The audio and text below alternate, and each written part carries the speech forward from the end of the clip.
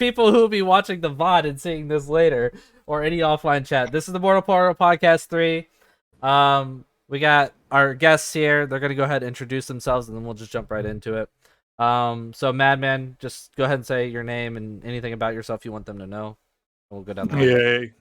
It's a madman. I'm just a old player.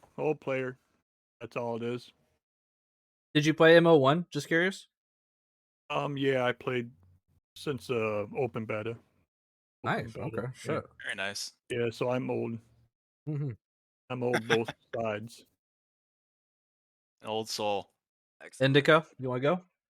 I'm Indica. I'm from Integrity, one of the best guilds. Yeah, and I just started doing during the stress test, the first stress test for MO2. Nice. Yeah, I'm digging it. Dude, I wanted to say something, and I no way mean this as an insult. It's kind of a compliment. Go for I it, swear, you could, by your looks, you could be related to R5, Rogue 5. Like, you guys look Really? similar to me. Yeah, and you kind of sound similar, too. All I don't right. know. Maybe that's just me, but... I don't think I saw it, but yeah. Okay. Well, I'm PatWins. I am Mortal Online 2 and Mortal Online 1's biggest fanboy. The game can do no wrong. There you go. Yeah, hey everyone, it's Hyena. I'm from Kodo. Joined them in MO1, and I've been playing MO2 since the good old days where everyone was just dueling in Goldcore. There you go. Cool city, man. Cool fucking city. Very nice. What were we even talking about before? We were talking about New World shit? That's New okay. We World, can just move how on. yeah. It wasn't Yeah. like a super deep topic that we need to stick on. Just more filler.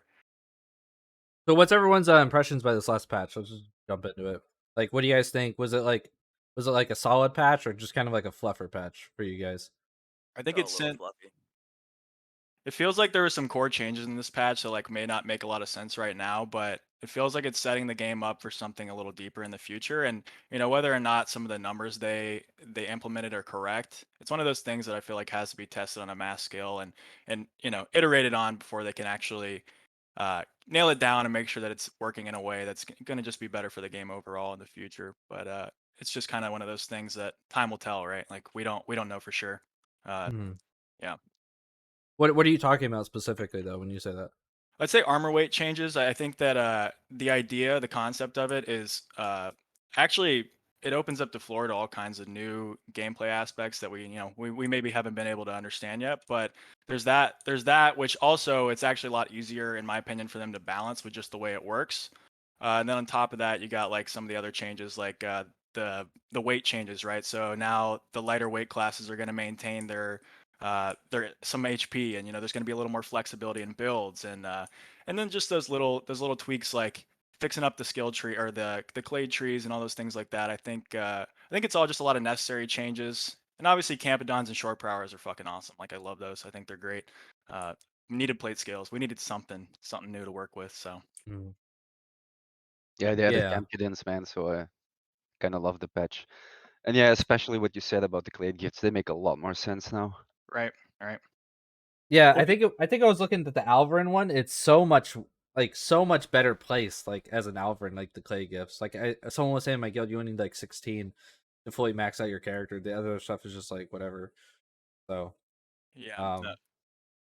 I was happy with the clay gifts that I saw for Alvarin. I haven't played Thurstar yet, but it looked like Thurstar's got like a good buff too this patch for clades. Does anyone Yeah, in here play sure. Thurstar by chance? God, I don't have enough character No? accounts. Yeah, I have one. I haven't been playing much Mortal lately.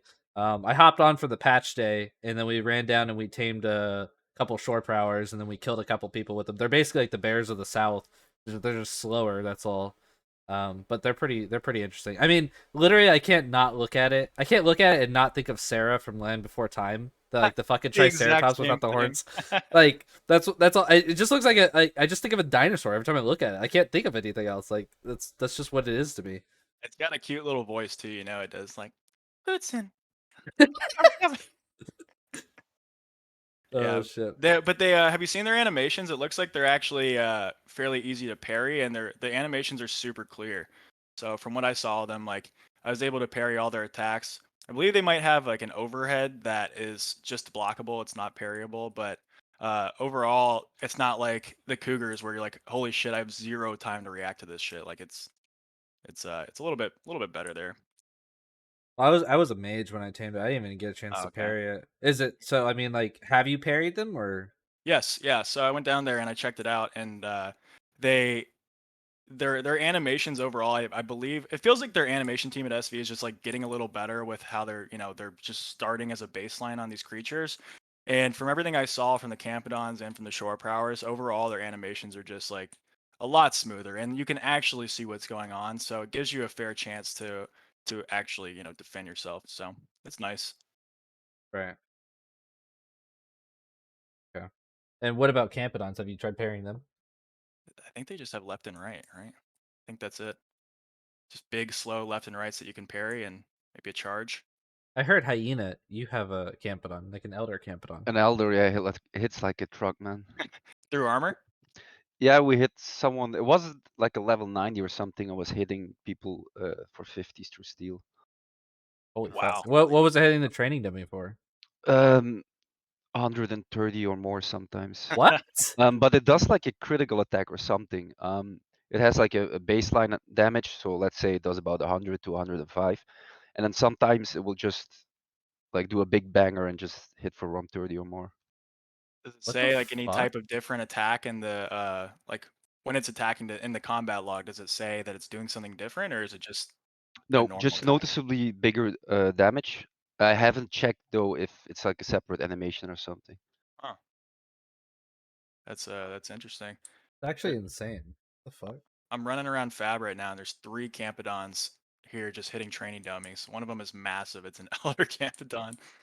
Are they fast? Can they catch people? Have you tried them in PvP? Nah, they don't seem to be able to do a proper attack while chasing something. Like they can't That's chase smart. down a horse and kill it. Can you share your screen, PatWins? And I Yeah, can sure. click on it on the stream. Yeah, why not? I think people would love to see the Campodon if they haven't, especially outside the jungle, where it looks even more exotic. I don't think I've seen it myself. All right, let's see here. Holy shit! I have not Big seen boy. more in game. Look at that fucking guy. He's That thing huge. is. Wait, can you walk under it? I'm gonna try. I'm kind of a It tall just boy. Oh, he morphed ran through the house. fucking Let's go. building. That's fucking wild. Holy Collision is a shit. non-factor for elephants. I wish there was like some destructive properties there, so you just knock the corner off of that wall. That thing is Yeah. fucking gigantic. That's a That big is guy. actually amazing. Hey, Really cool, come here, man. come here. Look at this. I can't go under. I bet an Alvarin could get under those legs though. I'm like 196. Wait, are the 10 tusk and everything? Are they all blocked? Like you can't walk through his tusk or anything? Looks like I Where? can. So just the legs, basically. Yeah, so just the legs. They look like they're a little more solid. That's still fucking huge hitbox though. Yeah, it's massive. It looks pretty awesome. I like he's kind of menacing. Look at his eyes. He looks pissed off. He But he does. does. Well, because he's owned by this fucking guy. Look at him. I'd be mad too. Shit. Yes, Storm is your owner. That looks like pretty similar to the elephants from the Lord of the Rings, no? Like the tusk and everything. I see similarity, yeah. With for the sure. multiple tusks, yeah. Mimolisk or whatever they're Kind fucking of like called. mammoth-like. I wish you can be able to maybe like ride those things one day, probably. Will that be you think to be implemented into the game or? I That mean, was the Henrik said plan. that, yeah. Yeah, Henrik said he said it in MO1 already. Oh, Basically, that if Oh, something okay. looks big enough for you to ride it, that you should be able to ride it. man. Maybe they can do something with like multiple riders on a Campton or something, because it Okay. is big enough. And Alrins are gonna have like Shivers and Alrins are gonna have themselves a day and pretty much in anything. Beating by on a Springbok sounds like a hell of a time. Yeah. On a Sure. Springbok. A rare Springbok. Those things are hella Oh, yeah. fast. You can get some like I don't know, like arrows and stuff, and just do drive-bys on them. Nobody be able to catch you. Drive-bys. I wonder if those rare Springboks will like actually have some kind of. Once you tame them, they slow down a bit, or if they're just gonna be fucking hauling like they are right now. If you can ride them on a little guy. Fuck, what was I gonna say? Oh, Hyena. What's the pet point cost? Like what's the max you can get if you can? Oh, you max can get a out? max level one. Yeah, we had an issue Well- with the lures though. Like we butchered some before taming, but the lures didn't really apply. So we were like, "What the fuck is going on? Why can't we tame him?" I got max taming, but Oh, you have to just need to relog, reload. apparently. Yeah. But yeah, you can hold one if you have advanced creature control. You can go to the max. What's the pet point cost with the ores? Do you know? Mine isn't max level yet, but it's gonna be somewhere in the 90s. Okay. So like brown bear. I think brown bears isn't it It's like 95, I 95? think. Yeah, I want to say makes sense. Oh. And how are we feeling? Like, I mean, do you think that's kind of OP, like what they're hitting for the Campodons? They're slower than a white bear, so I guess it's okay. They can do a little bit more damage. And they have a massive hitbox, so you can just belt it down with arrows. You'd have to Sure. try hard to miss one. Oh, what's the what HP are we looking at on those things? I didn't ask that. It's close to 1300. Oh my, dude, those things are OP. I'm sorry. I think they nerfed them though compared to MO1. I think they had a massive health pool in MO1. They kind of toned it down a bit. Yeah, Somebody but I had a don't think nice they hit that hard, did they? They No, did. they didn't hit that hard. Are you sure? I thought Campodons hit pretty damn hard in MO1. No, it was pretty common knowledge that white bears were by far the best tameable pet. So Here I we would say are. at this point, Campodons are definitely better than white bears at 1300. Because what a white bear at 120, his isn't even max level either. A white bear at 125 has like 927 hit points or something. It's like low 900s. That thing has already 1300. It's not even max level. No, Can't that's even it's No, escape. better. it's gonna be near 1300. I think I calculated like 1295 when it's max. Well, still, I mean, like that's better. Like it's slower, sure, but it doesn't have a stamina bar. That guy's gonna stam out. It catches up. It eats through his steel armor. Like if he even has steel armor, you Sure. know, like yeah, it's better. In my opinion, at least. Yeah, I mean, I guess more in a group setting. I don't know about a Campodon, but I think just like running around with a fucking Campodon could be pretty terrifying because, like you said, the stam and they will run out eventually, and that guy doesn't have a stam bar, so he'll eventually catch up to you. But I think overall, just from a straight like head-on perspective, the white bear is gonna close that distance a lot. You can't really get away from a white bear, can you? I don't. It doesn't seem like you Nope. can. Just because there's no stam bar.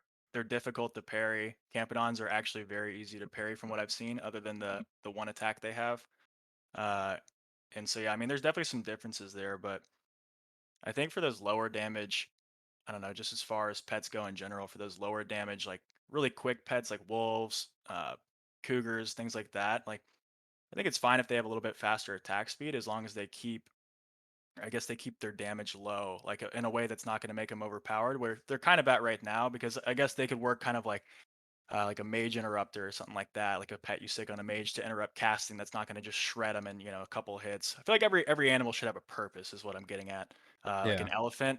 An elephant shouldn't be a pet you bring into a small scale fight and sick on a person. It should be like something you bring to a siege and you use it as it has a function rather than just everything is an animal that's going to kill somebody. You know what I mean? It just doesn't really have a lot of flavor to the game. It's not just, I don't know. It just it seems a little one dimensional. They haven't even put in terror birds yet. That's gonna be terrifying. Yeah, hence the name.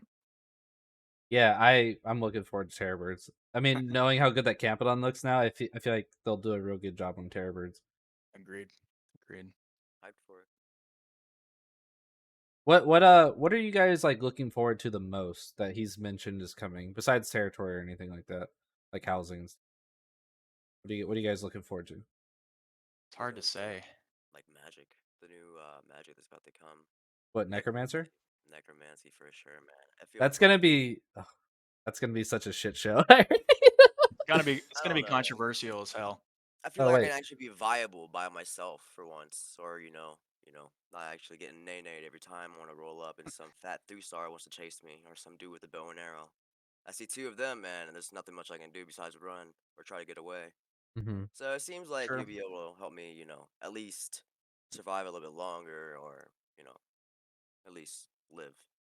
We'll see. Yeah, I mean, I know they have plans to make it a bit different than it was in MO1, and I'd say in Yeah. MO1 we all know how the story went there. It was it was a little unbalanced to say the least, but I'm hoping that they have some kind of unique feature to it, and rather than just sicking pets on people, maybe like you summon a handful of skeletons, you know, like there's actually like a number of them, and they're not extremely overpowered on their own, but maybe you can kind of micromanage them with similar commands like Mountain Blade or something, where you actually have to manage these guys and how they move, and just anything that's not just Death Hand, Death Knight, you know, just get fucked. Yeah, I hope they don't add Death Knight at all. I hope we just have like an army of like zombies or skeletons or something. I would rather have multiple lesser pets than just one OP one. Honestly, I hope they do necromancy different than like dominating or taming. Like honestly, Agreed. Agreed. I want an undead horde. You know, I don't want OP Death Knight like give him tongue steel sword or something and just all right bye. Yeah. What if they take that logic from the guards where they, you know, how they said you're gonna have to kit up your guards and pay them and all that stuff. What if you actually Uh, like put armor on your Death Knight and all that good shit? I mean, I wouldn't doubt it because I think I heard Henrik say something about that for like Minotaurs, like you'll be able to equip them. So it wouldn't surprise me. But again, like I just don't want something that's like one button OP. I'd rather have multiple shitty mobs and be able to like have a different strategy in mind when I'm using them than like taming or dominating, where most likely just be 1-2 button clicks in the Right. future or whatever. Um, but yeah, I mean, and also with necromancy, with death hands, like I kind of have an unorthodox opinion about fat mages from what I've seen. Like, I don't think fat mages are that great right now. Like, if they're so great, why don't you see more fat mages? Like, you see way more dex mages, like footies, than you ever see fat mages. Like, especially in group fights. Like, I think they'll be really OP when Necromancy comes out with Death Hands because you'll be able to turn and cast, and then that increased cast time won't matter because you can actually dodge shots from MAs and MCs, and Death Hands will be really, really fucking strong for Fat Mages. I think Fat Mages will at that point be OP because it kind of just jumps from like one like style of play, running in a straight line for 8 seconds to get a flame strike up, and then turning around and catching up to whoever you were trying to kill or whatever, you know. It'll definitely change Fat Mages in a big way. And then if you can have an undead horde following you, all the better. So I think a lot of what's OP and underpowered all really depends on the situation, right? Like I think bat mages are incredibly strong in larger groups, but they're not going I don't think they're amazing, you know, in a smaller scale thing where they're going to end up getting cornered off a lot of the time. They're not just free casting. I think that goes for a lot of the aspects of the game is, you know, this might be extremely OP, like Mana might be incredibly OP in an open field, and MA is obviously broken in every part of the game, but everything has their strengths and weaknesses, right? There's ways you have to play to counter certain things. So I do think fat mages, you know, with the health they had before, there wasn't a whole lot of reason to go into the lower end, you know, lean and all that kind of stuff. But I'm hoping this patch, I haven't seen it play out yet, but I'm hoping it'll actually put more use into other builds as well. Like, you know, I want to see some lean builds again, some fit builds, some things like that. I mean, honestly, whenever I played Fat Mage, I always in big fights at least, like I don't know what you mean by big fights. Let's just say like 20v20. Like Sure, I've that been in a counts. few of those in the past. I would just dismount. And I feel far more effective as a Fat Mage. Like even in big fights, like Fat Mage. And when I say Fat Mage, I mean like mounted mage, right? With the cast time and not being able to turn and cast. I would just dismount, and I always felt far more effective because in small scale, you're right, because I wouldn't be able to do that because obviously I would get focused. It's much easier to point me out in a crowd than a smaller crowd than it is a bigger crowd. But in a bigger crowd, I have like much more peels and stuff, and like it would always just be feel more effective. Like I'd maybe start the fight mounted, and I'm like, okay, like this isn't going great, or you know, I'm not getting off as much damage or heals even that I want. And I don't think most fat mages heal unless they're in a full mounted group, you know. Right. So I would just dismount, and then I'm like, okay, now I'm fucking lasering kids. Like I'm Yeah. Yeah. destroying For people. real. Like because I don't have to go in this direction for 8 seconds and then come all the way back. And then also like my cast time is half, or well, it's normal on foot, I should say. But yeah, I don't know. I have a different opinion, like it's on fat mages, but it is what it Yeah, is. no, I agree with that for the most. I think. Have you ever watched? I'd say the my least enjoyable PvP video to watch is a fat mage, because it's like ride in this direction. Oop! I accidentally clicked A or D. There goes my cast. Let's recast the whole thing. Come back in. Miss my spell. Waste a bunch of mana. Go out again. You're not healing your team. You're not contributing. Maybe you're cleaning up somebody that's you know, a low target that's gotten away, but you're not. It's such a boring It gameplay really style, in my is. opinion. Now I know who disliked my video. It gets mundane No, I'm after just like kidding. No, sorry, um I didn't even think about that. Sorry. I mean, I feel like to spice up the fat mage, you kind of have to have something like like taming or something. you can't just pure on do fat magery. I tried it with my dex mage, and it just got so boring. It didn't seem like I was really working. Besides, if I was in a group, only time that would be viable, or maybe some PVE where I can heal somebody. But besides that, if I was just chilling in say the Meduly fucking graveyard and Yeah, Sem Hummy wants to roll up, I'm done.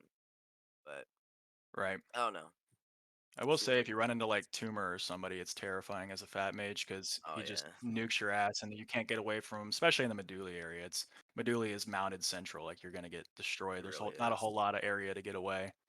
So once again, it's that situational aspect. I'll expect, yeah, 100%. Seems like that's what the game mostly kind of revolves around. Is all like it's all situational. It's from what Sure. I've seen or been around. And I think that's part of the strategy to it all is like, Oh yeah, hey, yeah, here we are with a foot group. We have to cross this pass that's, extremely open. We are vulnerable to a mana group right now. There's nothing we can do. We have to make sure we find a way to survive this.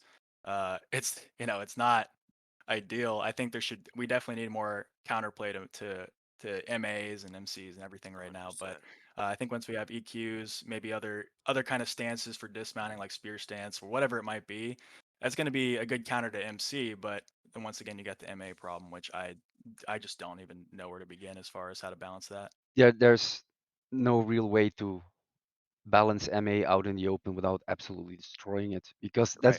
that's not a Mortal Online problem. That's just combining mobility with range, and that's always gonna have that advantage in an open field. Yeah, Right now, longbows are a good deterrent though. If you're a high strength character pelting their horses, either they're gonna piss off or they're gonna be stupid and get dismounted and Yeah, then just I don't run up. think MA is like even strong against Foot Fighter. Not if the Foot Fighter has a longbow. Like I've Yeah. destroyed so many MAs as a Foot Fighter, like they would just fuck off, and it's like sure they can come back, but it's just gonna happen again. Like I don't yeah, know. Yeah. Yeah. If you got a high strength bow, obviously, I guess once again one of those rock paper scissors type deals. If you're like on a lighter armored, a lot of these complaints that you see about a lot of things in this game is it's dudes running around in bone armor and fur and like of course they're getting destroyed by arrows and things like that, and you're wearing very low tier stuff and you're in an open field, so of course. But yeah, so I mean I can see what you're saying, especially if you got a high strength character with armor that's plated up, they've got a high strength bow. I mean, yeah, an MA is Yeah. not going to do a whole lot.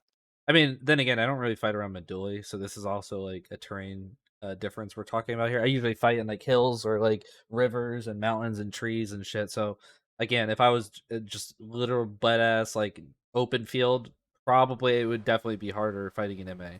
I could agree with that, sure. But the MA is also kind of at disadvantage too because he can't use a tree or a rock to like run away and heal his horse. Like he literally has to go all the way out of like render almost just to be able to heal up in safety. Like if he has to peel back, and which he usually should probably have to peel back at least once, in a normal fight, I would think, if he's not just absolutely destroying this dude. Yeah, that's another thing, man. Why can't we just bandage our horses already? I yeah. mean, Yeah. forced to be like half-ass mage just to heal up your horse. Yeah, I'm looking It's rough. forward to the completion of just all the basic skills that we had in MO1, just getting back to that 1-to-1 ratio. PatWins looking very submissive and breedable today. That's what someone said in chat. And who was that? That was hilarious. No comment. Oh, Indica, I wanted to say this earlier, but we were on topic. Horizon said, Indica looks like he would steal my girl because he would play guitar in front of her. Probably. I got the Guarantee Kurt it's Cobain acoustic look a too. lot. Mm-hmm. Um, so I wanted to ask Hyena too, like you play Medulla a lot, obviously. So like how many of the fights would you say are like mounted fights, like mounted versus mounted? Not enough, in my opinion. Like, we have quite a lot of foot fighters, really, and it's not really using the environment optimally, I guess. But people play what they want to play, of course. But yeah, if you have an open land, it's kind of logical to just go all mounted. And how well? I mean, like I don't know if Kodo plays like more mounted or not mounted, but like when you guys play mounted and you're fighting like pets in general, like how does it feel? Like does it feel like pretty easy to take down the pets and stuff like that around Medulla area? We haven't really had that those fights a lot with pets. It's not like in Fab where people just running out bears all the time. Hmm. Don't really have that in Meduli. Don't But yeah, people run around with like tar dogs and shit though in Midori? yeah, but actual fights where they're used, nah, it's more like killing noobs in the graveyard or something with them. The classics. Hard dogs.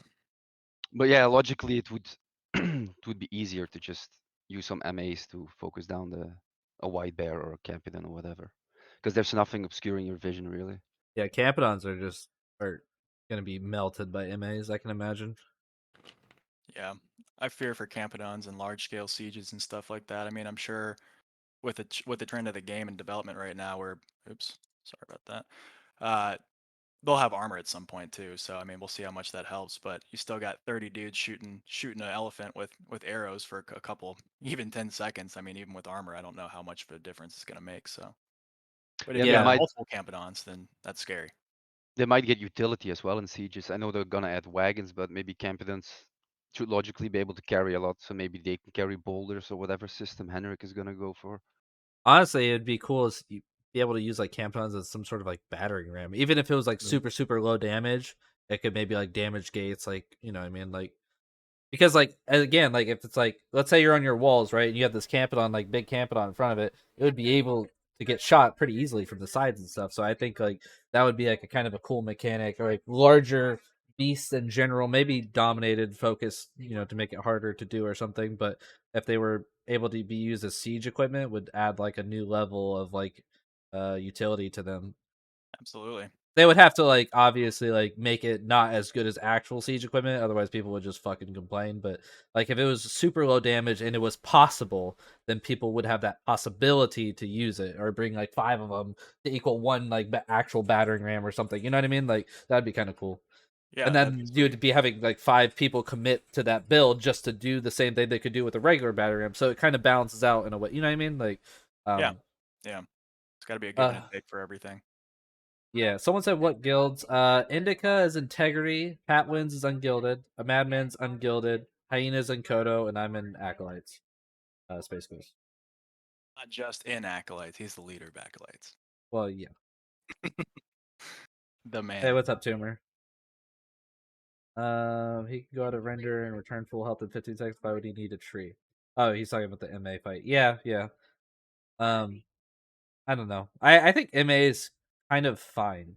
My only problem with MA is when I play a fat mage, because I just get melted and there's like nothing I can do about it. There's actually like nothing I can do about it. If I don't have someone to peel for me, or if he doesn't stam out or something, then I'm fucked. Like I don't know what you can do as a fat mage versus an MA realistically. Yeah, I mean, that's definitely one of those builds that you have to have some kind of team comp, some kind of group with you to make sure that you're not going to get slaughtered by the 4 or 5 different variables of play styles that can destroy a fat mage. So they're super dependent. So another reason why I don't think they're incredibly OP, like some people say. They rely on teams. Yeah, I don't know. Maybe Tumor has some an opinion about that. Tumor's the #1 fat mage. It's easily possible. Tell me how it's easily possible. Explain yourself.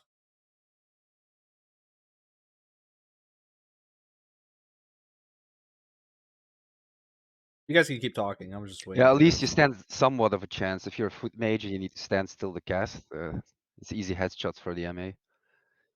So I guess Yeah, mages in general have it the roughest against archers. field on your back with 60% chance to interrupt. Okay, tell me more.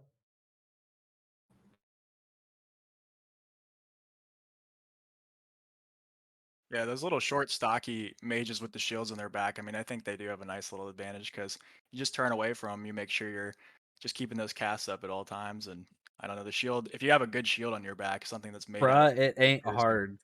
When like 99% of the community has the same opinion, Tumor, I would say it's at least hard. Maybe it's easy for you, but it doesn't mean it's easy for everybody. It's definitely like a counter to Fat Mage to fight an MA.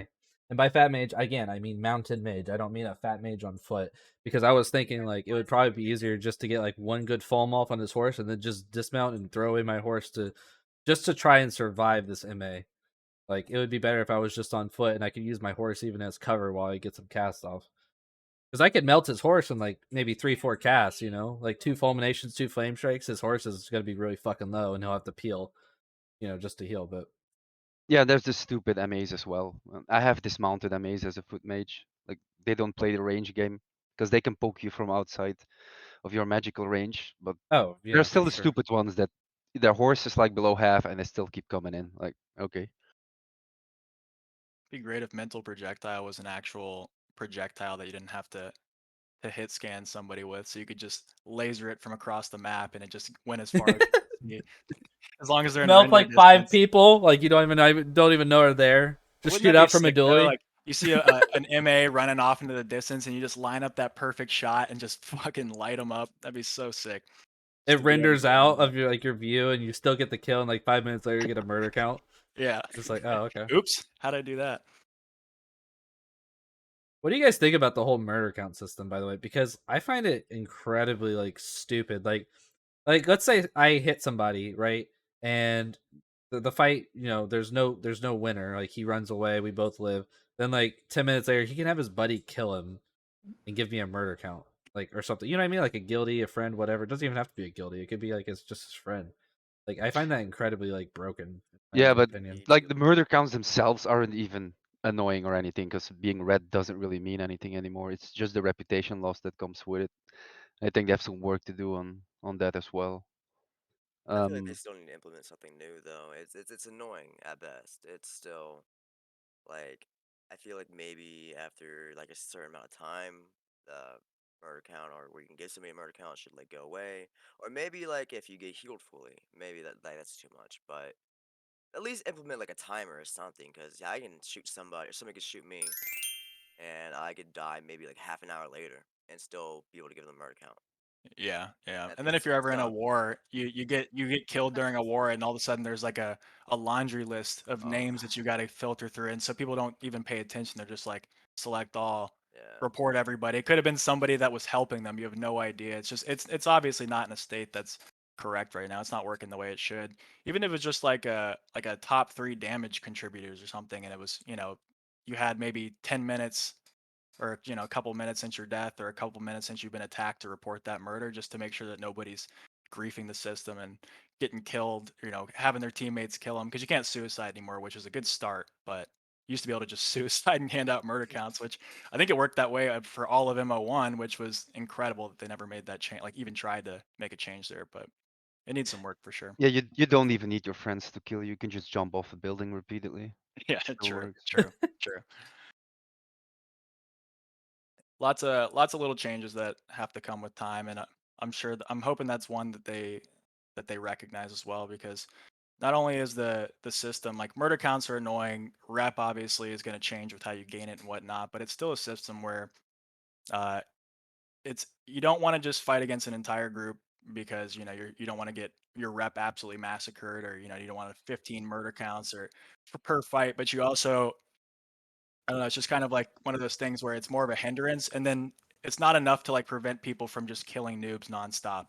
You go farm up some rep, you come back, you don't care about your murder counts.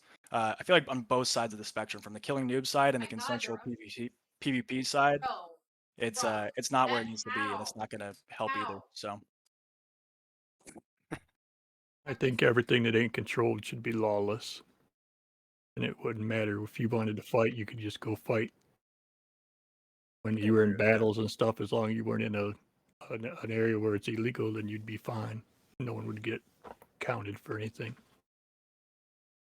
now, Yeah, how do has we? anyone tried if it's just the priest where you spawn at? If that is the one that determines where you take the reputation loss? Like, let's say someone kills me in Meduli and I goes to Vada and spawn at a priest there. Would they lose Meduli standing or Vada standing? Wait, say again. What was the question? Has anyone tested if it's the priest that determines which faction's reputation you lose? Yeah, 100%.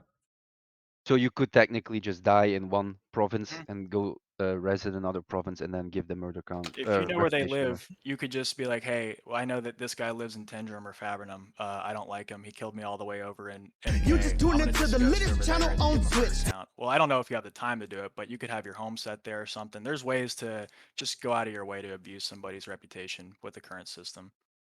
Um, I see what you're saying. Also, Madman is having those lawless, unless you're under like a lawful area, not taking that rep loss. But there's also the aspect of, won't people just abuse that? Won't they just go to all the the interesting PvE areas and grief any new player that's trying to either farm resources or do a dungeon or whatever it might be. Like I feel like there has to be some kind of balance to just making all the areas lawless, because then you just get into it's a grief box, and that's what Yeah. MO1 a lot of reviews were known for. It's a grief box. And But what I'm saying is not controlled.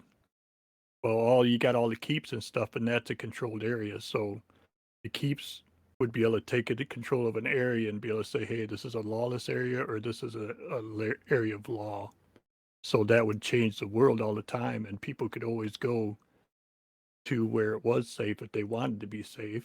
And then other people who wanted to have control, it's options. It's so the gamers can control how the world is. Yeah, because basically right now the factions are just stand-ins, right? So let's say you get a keep, you control Vada now. Now killing someone in Vada should not give you reputation loss with the Kurites, but whatever guild controls Vada, right? I mean, it's gonna be interesting because like, how are you gonna even know what territory you're in? Like let's say like you go from Vada to Meduli, right? Like you're gonna be in Legion territory, then you're gonna be in Kodo territory. But how are you gonna know like at any given point where you're standing, like what territory it belongs to if you're trying to make plans to build a house, for example? Like I wonder how they're gonna do that because that's gonna be very interesting. yeah, Even in MO1, they never made that map. That was all pockets on his end doing that stuff for making the map. Like they didn't put. I don't think they did anything to affect like the territory that he put in on the mortal map. So it's like he doesn't even know if that's going to be a thing in MO2. And even if it was, it's like is that what everyone's going to be expected to do, to have to go to an outside third party program just to know what territory? That seems kind of stupid. That seems yeah. like lazy almost. And I From a recognize design point of view. they want to take like the least amount of UI approach possible, or like notifications popping up. But I feel like if you're gonna have a system like what Madman was referencing, it's you can't just have like a new player, this little new group of people that they could someday be great players in the game. They could spend thousands of hours playing. They could have been something special in the game, but they go to this area. It's like their first week or two. They finally got their characters maxed out. They they finally gathered some resources to build their first house, and they spend all this time doing it, and they go into this area that they have no idea. Nothing told them that it's owned by some absolute like powerhouse of a guild that's going to just destroy everything you ever touch. And all of a sudden it's like, what the fuck? Like this game is rough. Like, how are we gonna recover from this? And I think people would argue that that's what makes a good MO player, is someone that can bounce back from something like that. But at the same time, it will put off a lot of people.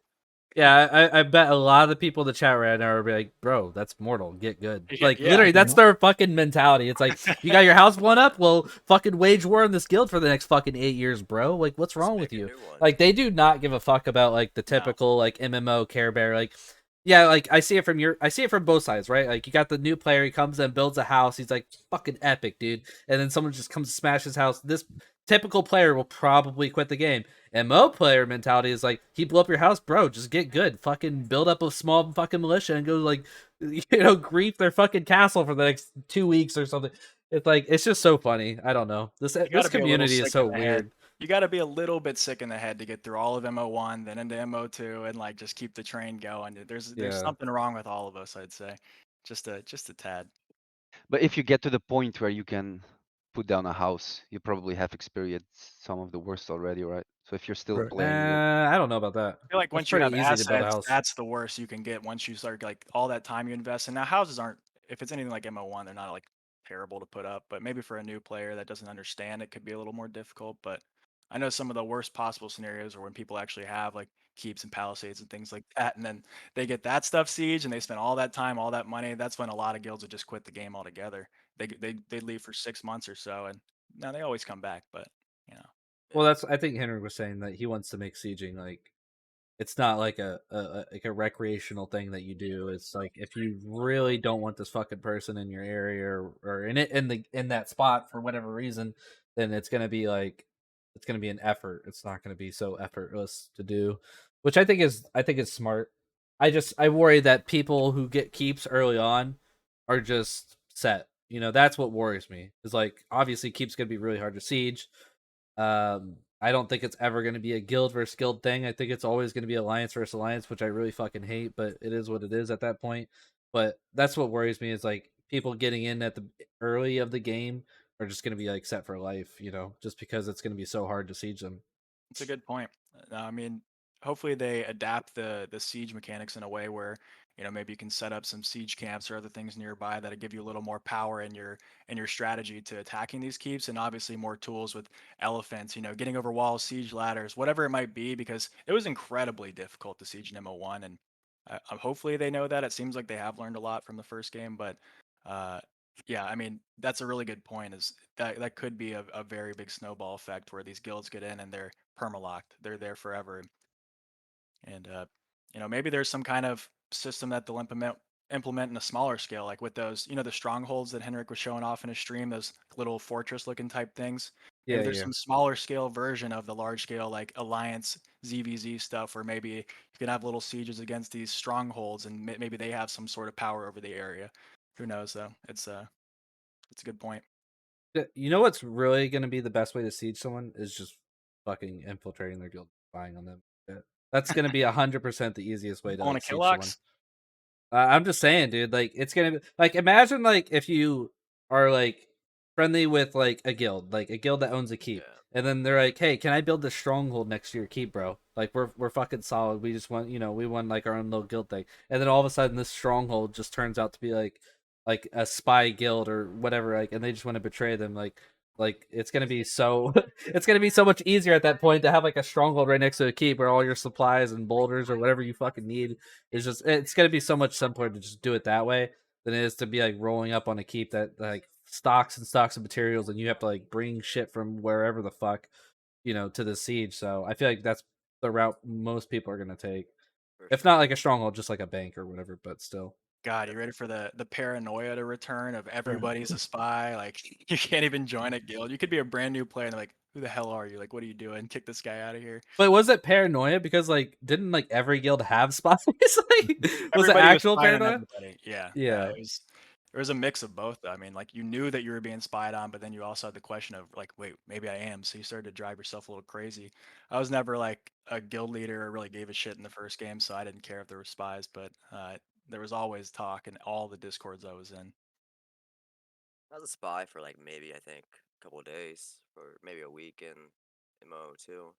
Well, I forgot what guild it was. They always showing Meduli. Sharing your secrets, huh? Oh no, they already know.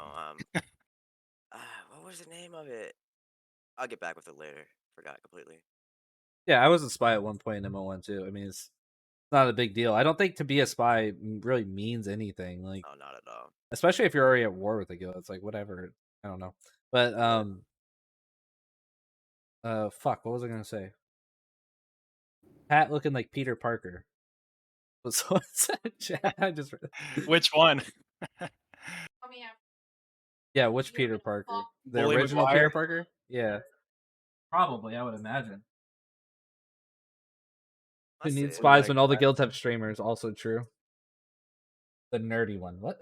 Aren't they That all is nerdy? completely different, man, from the first game. Like all the influx of streamers you have now in MO2.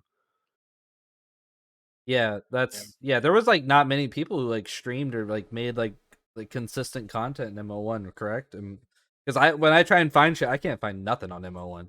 That was one of the Like, biggest challenges of getting into MO1 was, I mean, I remember as a new player, it was like 2013, I got into the game. I was, how do I make steel? Like just something simple like that. Now there was some like random forum guides you'd come across or just any of the basic concepts of the game. You had to really do some digging to get into and find, and there wasn't a lot of YouTube content for sure.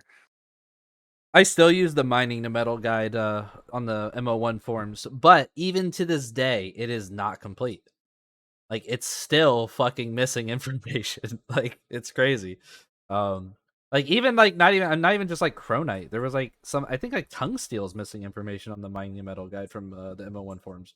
Like, there's just so much. There's such an information gap, and that's what I was like the other day.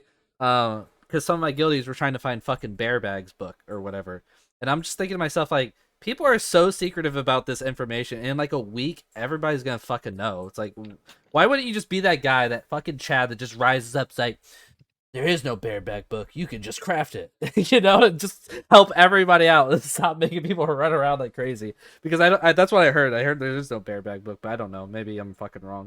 Because I I still went to haven't the looked at it. table and you can't just craft the bear. Like the slot, the first initial section where you click like the pet type. So you got horse, you got bear. You click bear and there's nothing on the right, like nothing you can craft, even if you interact with the table. So I think there Oh, is a gotcha. book, but has anybody found it? Is anybody in your chat? They're all If gonna anyone hide knows it. where the bear bags is, be that Chad that just rises up above the filth and just tells everybody. Yeah, good Samaritan. It's like with There is the a lot less of that exploring and finding stuff out since so much carried over from MO1. Like day one, we already knew how to make strong weapons and stuff. crew. Free Yeah, Horses said there is no book. I wouldn't listen to Free Horses. Free Horses is always trolling. Shadow of a Man says you need to select a large horse bag, then select bear, then put the mats in, and it will craft bear bags. I don't understand how that makes sense. You have to click large horse bag, but that's what he said. Is it broken? Probably.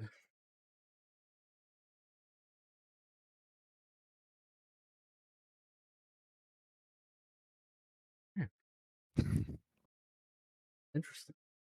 I kind of wanted to talk about, since this patch we got some more jungle stuff. We've had jungle horses, now we got Campodons, now we got shore prowlers, now we got fucking hunter lizards, we got satyrs. Like, how do you guys are starting to feel that? I know it's not complete in any means, but how do you guys feel like the South compares to the North and like the direction it's going? Do you still think like the South needs more stuff compared to the North, like as far as like map balance is concerned?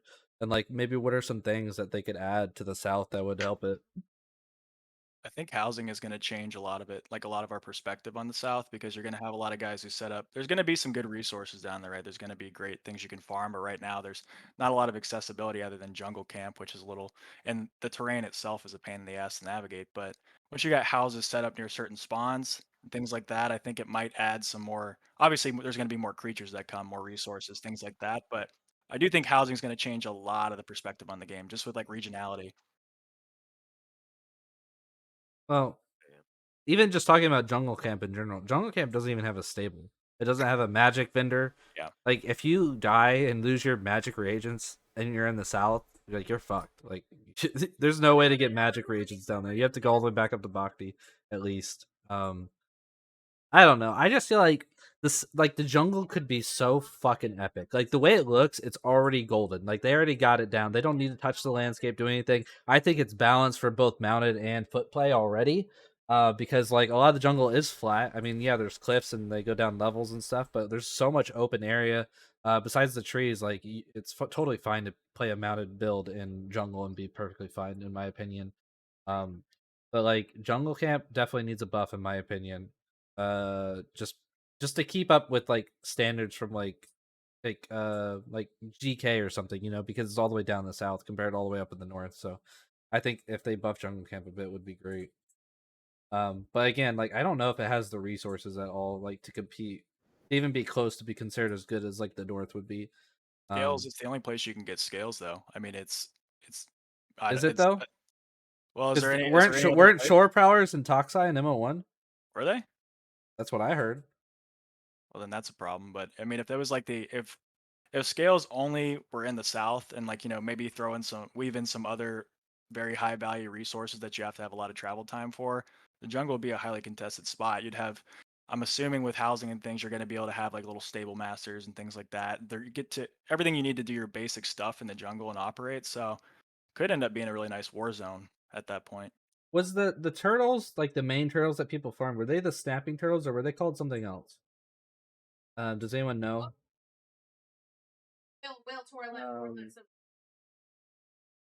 I don't remember what they were called. If they were, maybe they were just worth snapping turtles, but they were also in the North Beach too.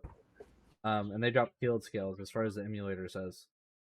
So again, this is just like I'm just having a discussion about map balance and what you guys think. Yeah. I do think at the current state, the north is much better than the south. I mean, very, very obviously so. Like it's not even close. It's I have no desire to go to the jungle I ever. dread going to the jungle. I refuse to. I had to get the CC book, and I had some homies go down there for me to grab it. It's a chore. I won't go It's down there. all the Honestly. jungle is right now is like if you have time it's a chore, and then you're gonna spend that free time you have going to the Right. jungle, and that's gonna be your next 4 hours. Oh, yeah, Exactly. nobody lives in the jungle. You just go there for exclusive resources or books. If they Yep. would add stuff So like I don't know, even just a stable or like a little town, like a little shit shack, then I'd be like, okay, maybe I'd be down to just check it out. But bro, no, it don't seem like there's nothing there besides Well, if you think you know, about it, the Seder dungeon's far from finished too. I mean, there's a lot more, yeah, a lot more mobs and bosses and things that you're supposed to be able to farm in the Seder dungeon that don't exist yet in the game. So, just the Seder dungeon alone adds some pretty high value to the jungle. So you might have some people popping up homes and things around there trying to farm that as much as they can. So, it's really hard. Everything about MO2 is hard to speak on a current level because there's so many variables that have to be implemented into the game you're right, before we yeah. can actually understand how the big picture looks. It's so difficult to gauge that. I mean, like we've forgotten how a lot of the different things that were in MO1 impacted the game that don't even exist in MO2 yet. Right, but did anyone really play in jungle comparatively to the north? No, not a chance. I didn't Okay. think so. But I never farmed the Seder dungeon. I never did those things. I just never had like I wasn't a big jungle guy in general. So I mean, some people spent their whole life down there. I mean, there was people that only lived in the jungle. Like, have you guys looked at GK Keep? Because Iska brought it up in chat. Like, GK Keep is so beyond fucking overpowered. Like, let me look at the map real quick to remember everything it has. So I'm gonna list off everything GK Keep has. So GK Keep, for one, directly located above the Spider Cave, Spider Queen, Iron Silk. Riser Camp directly to its south. And just FYI, I'm just gonna release a spoiler. When we went there and we fought Dread over the Spider Cave, we happened to hit that camp up. Literally pulled 300 gold out of that camp. I don't know if it was just because it'd never been farmed or what. That we pulled 300 gold out of the camp for one clear. Located directly east of Tefra Crater. Located just northeast of Rizar Dungeon. Located near Blast Furnace, somewhat close to Cave Camp and Greater Net. Like, this keep is just beyond fucking redonkadonk. Like, compared to any other keep, like, it's crazy. I'm convinced Absolutely though nuts. that there's going to be a point where unless you're a powerhouse of a guild that or an alliance that can hold down that keep, it's obviously always going to be contested. Like you got people, new players that want to join. Every time they step foot out of that keep, they're going to get bodied by some random person that comes up and is trying to farm materials or whatever. Some group. It's going to be a highly contested area, so that adds a little bit of you know a little downside to it. But there's going to be those guilds that can hold it. So But again, this comes back to what we were talking about earlier. Like, I'm scared because, like, whoever claims it first is probably set for months because obviously we're not going to have siege equipped. Like, they haven't even made mention of siege, like, really, like when it's coming or anything. But we know we're going to have TC and housing soon, or like, well, keeps in housing soon. So it's like, are yeah. they just going to have it at launch and there's literally nothing anyone can do besides like grief them at the gate or something if they happen to be online or at the castle itself? You know what I mean? Like, it's Be a terrible way to implement Yeah. keeps. Just being able to build your keep established with absolutely zero risk would that is a huge potential problem in the future. I hope they I mean I would like to think that they've considered that, but we'll see. Only I time mean, will at the tell. moment, it's looking like I already know who's pretty much gonna get it, just because like every time I go to this fucking area, there's always like these same guilds there that are just dominating it, and no one can test them. So, I kind of already figured who's gonna own it, and it's just crazy that like I mean, not just that keep, but any keep, like you can already pretty much tell like the lay of the land. Like, yeah, people are gonna say, "Well, bro, like there's gonna be like 30,000 people on launch day." Yeah, there's gonna be 30,000 unorganized noobs who have no idea what the fuck they're doing compared to these already organized guilds who are Yeah. gonna feed off this 30k population and just build their numbers. Are gonna tell people, "Hey, like if you want to play the game, like we're building a keep, go farm fucking like 30k Granum," which is even hard to do for a single person to do, and then it's just gonna powerhouse these already established guilds into getting these keep spots and stuff like that. Yeah, sure, there will be Zergs. There'll probably be like 2-3 huge fucking guilds that come into the game, but they're gonna fizzle out more than likely. Honestly, like I think that's MO one is of a those very hard game. and next week's like if Hendrik streams next Thursday or whatever, I think that's something that people should really try to ask and get him thinking about just to be like, hey, do you guys have any plan for, just pose that problem, bring it up, see what he has to say about it. Cause I think that's a really, really, really important part of the game that has to be considered. yeah, if they release keeps without siege mechanics, well, you only have one shot, and that's disrupting them when they build it. Um, Yeah, I don't know. Maybe I mean, because they have to test this stuff too, right? Like they have to test housing, they have to test keeps, because once you release it and it's live, and someone goes and builds their keep, and maybe the guild leader, when he logs off, if your keep just disappears, that's game breaking, right? Like that's like Yeah. that would be earth shattering. This is unacceptable stuff, especially if it. What Henrik said, he wants it to cost somewhere upwards of like 30K gold, and then like it's 100 stacks of like fucking stone, and like 30 stacks of wood, 30 stacks of metal. Like this is like that's guild breaking shit right there. You know what I mean? Like if it would just disappear on you from some bug or whatever. So maybe like they have it to get to the point where they know it's pretty damn stable, and like that the likelihood of that is to happen is like very far off, and then maybe they just don't allow people to build keeps like in the first like few weeks or something of the game. You know what I mean? I don't know. Until they have siege system in, I don't understand why they would release keeps personally. It seems very For sure. I short-sighted. mean, at least after persistence, right? Because right now you can Yeah, still yeah. argue if a guild gets a keep, it's gonna get wiped anyway. Yeah, But no, that for means at testing least, it's yeah. solid, yeah. Go ahead, But sorry. it could happen. The keep could disappear because didn't they delete the town at one time by accident? So Moki, the yeah, Forgotten Land. that was a sacrifice for the Meduli fountain. They placed it in that patch, and Moki had to be sacrificed. It was worth it. Yeah. Seb, I'm pretty sure Seb posted a comment in the MO2 Discord a few days back. Somebody had asked about if TC and housing were both going to be in before release, and Seb, I'm almost positive his response was that TC would be tested before release as well. So hopefully that provides enough feedback for them to be like, hey, this isn't possible without siege equipment, or maybe part of TC and keeps and everything is maybe that's a bundle, right? Maybe siege equipment is going to be involved in that, but I do think it'll take multiple months of testing just to even know that it's ready for release. Yeah, I don't know. I'm getting I'm the more time that goes on, the more cynical I get about like stuff that's going to be implemented. I don't know. Like the game was supposed to be released in December last year. Let's all consider this too.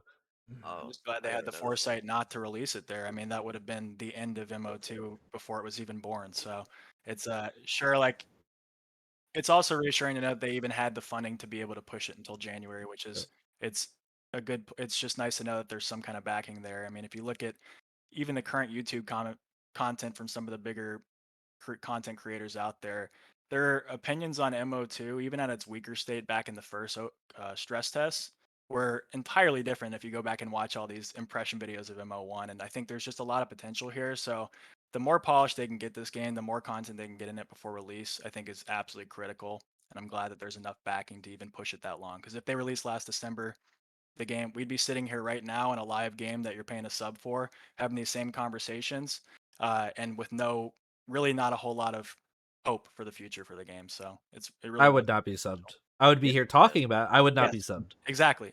So it would Like have been an absolute shit show. We didn't even have magic. They were gonna release like just some basic form of ecumenical for the release of the game, and it would not have gone well at all. So God, I have videos before I got my new PC, before Ecumenical was even in the game. Everyone was a foot fighter. That shit was hilarious, dude. It was like I remember playing the game, and I would be telling my guild, like I'd be hitting them in team fights and stuff. Like, guys, I'm not gonna play a foot fighter. Don't worry. I want to be a mage. Don't worry, guys. This is not my preferred class. Oh man, it was God. interesting watching a lot of people that mained mounteds or mages and things like that in the early like combat alpha and early beta days, because they were just, you could just tell they didn't want to be there. They loved the game, so they were logged in, they were playing, but they're like, this is not what I want to do. Exactly like you. Yeah, like the only reason I was there is because I was building my guild. Like 100%. I said it back then. I'll say it now. Like I wasn't playing because I wanted to play foot fighter. I was just playing to, play with my guild and help them train and whatever. Like so, yeah, the game would definitely already be dead for sure. It Yep. would have horrible reviews. It'd be over. It would be like more so the reviews than anything is what hurts a game. Oh god, it would have been unbearable to read almost. Still, man, the bugs.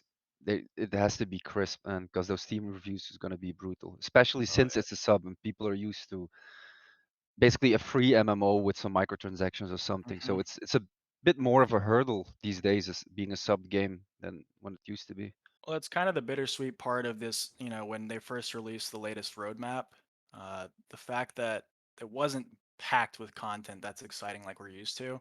I think that's one of the better choices they could have made, and it's one of the benefits of delaying this release, because they're able to just add like smaller systems that aren't going to be loaded with bugs, rather than adding all these new big piles of huge bugs that they have to fix, so they can't even go back and fix the old ones.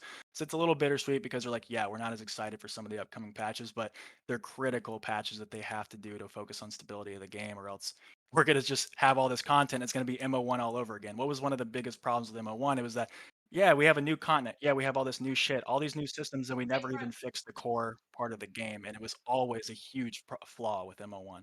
So I think they're trying to address that this time around. Yeah, their internal QA has to really step up. Like once it goes persistence, they cannot use this as a fucking test bed anymore. Like it needs to be done and tested before they push that shit.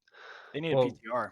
yeah, I was gonna say they need a playtest room. What they need. They have to I have one. think they have one. They have like a quote test team, some mythical logical team apparently that's out there. I think PatWins is on it still. I'm still convinced. I've heard these rumors. I wish I had time. That's why you don't have time to play the game because you're. No, I'm just kidding. Oh.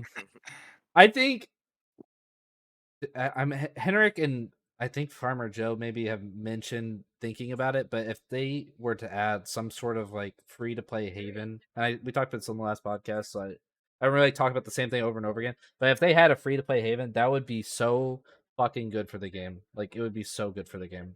To allow people to come in and test the game in a some sort of free to play model without actually affecting like player wealth and stuff in the real Maryland.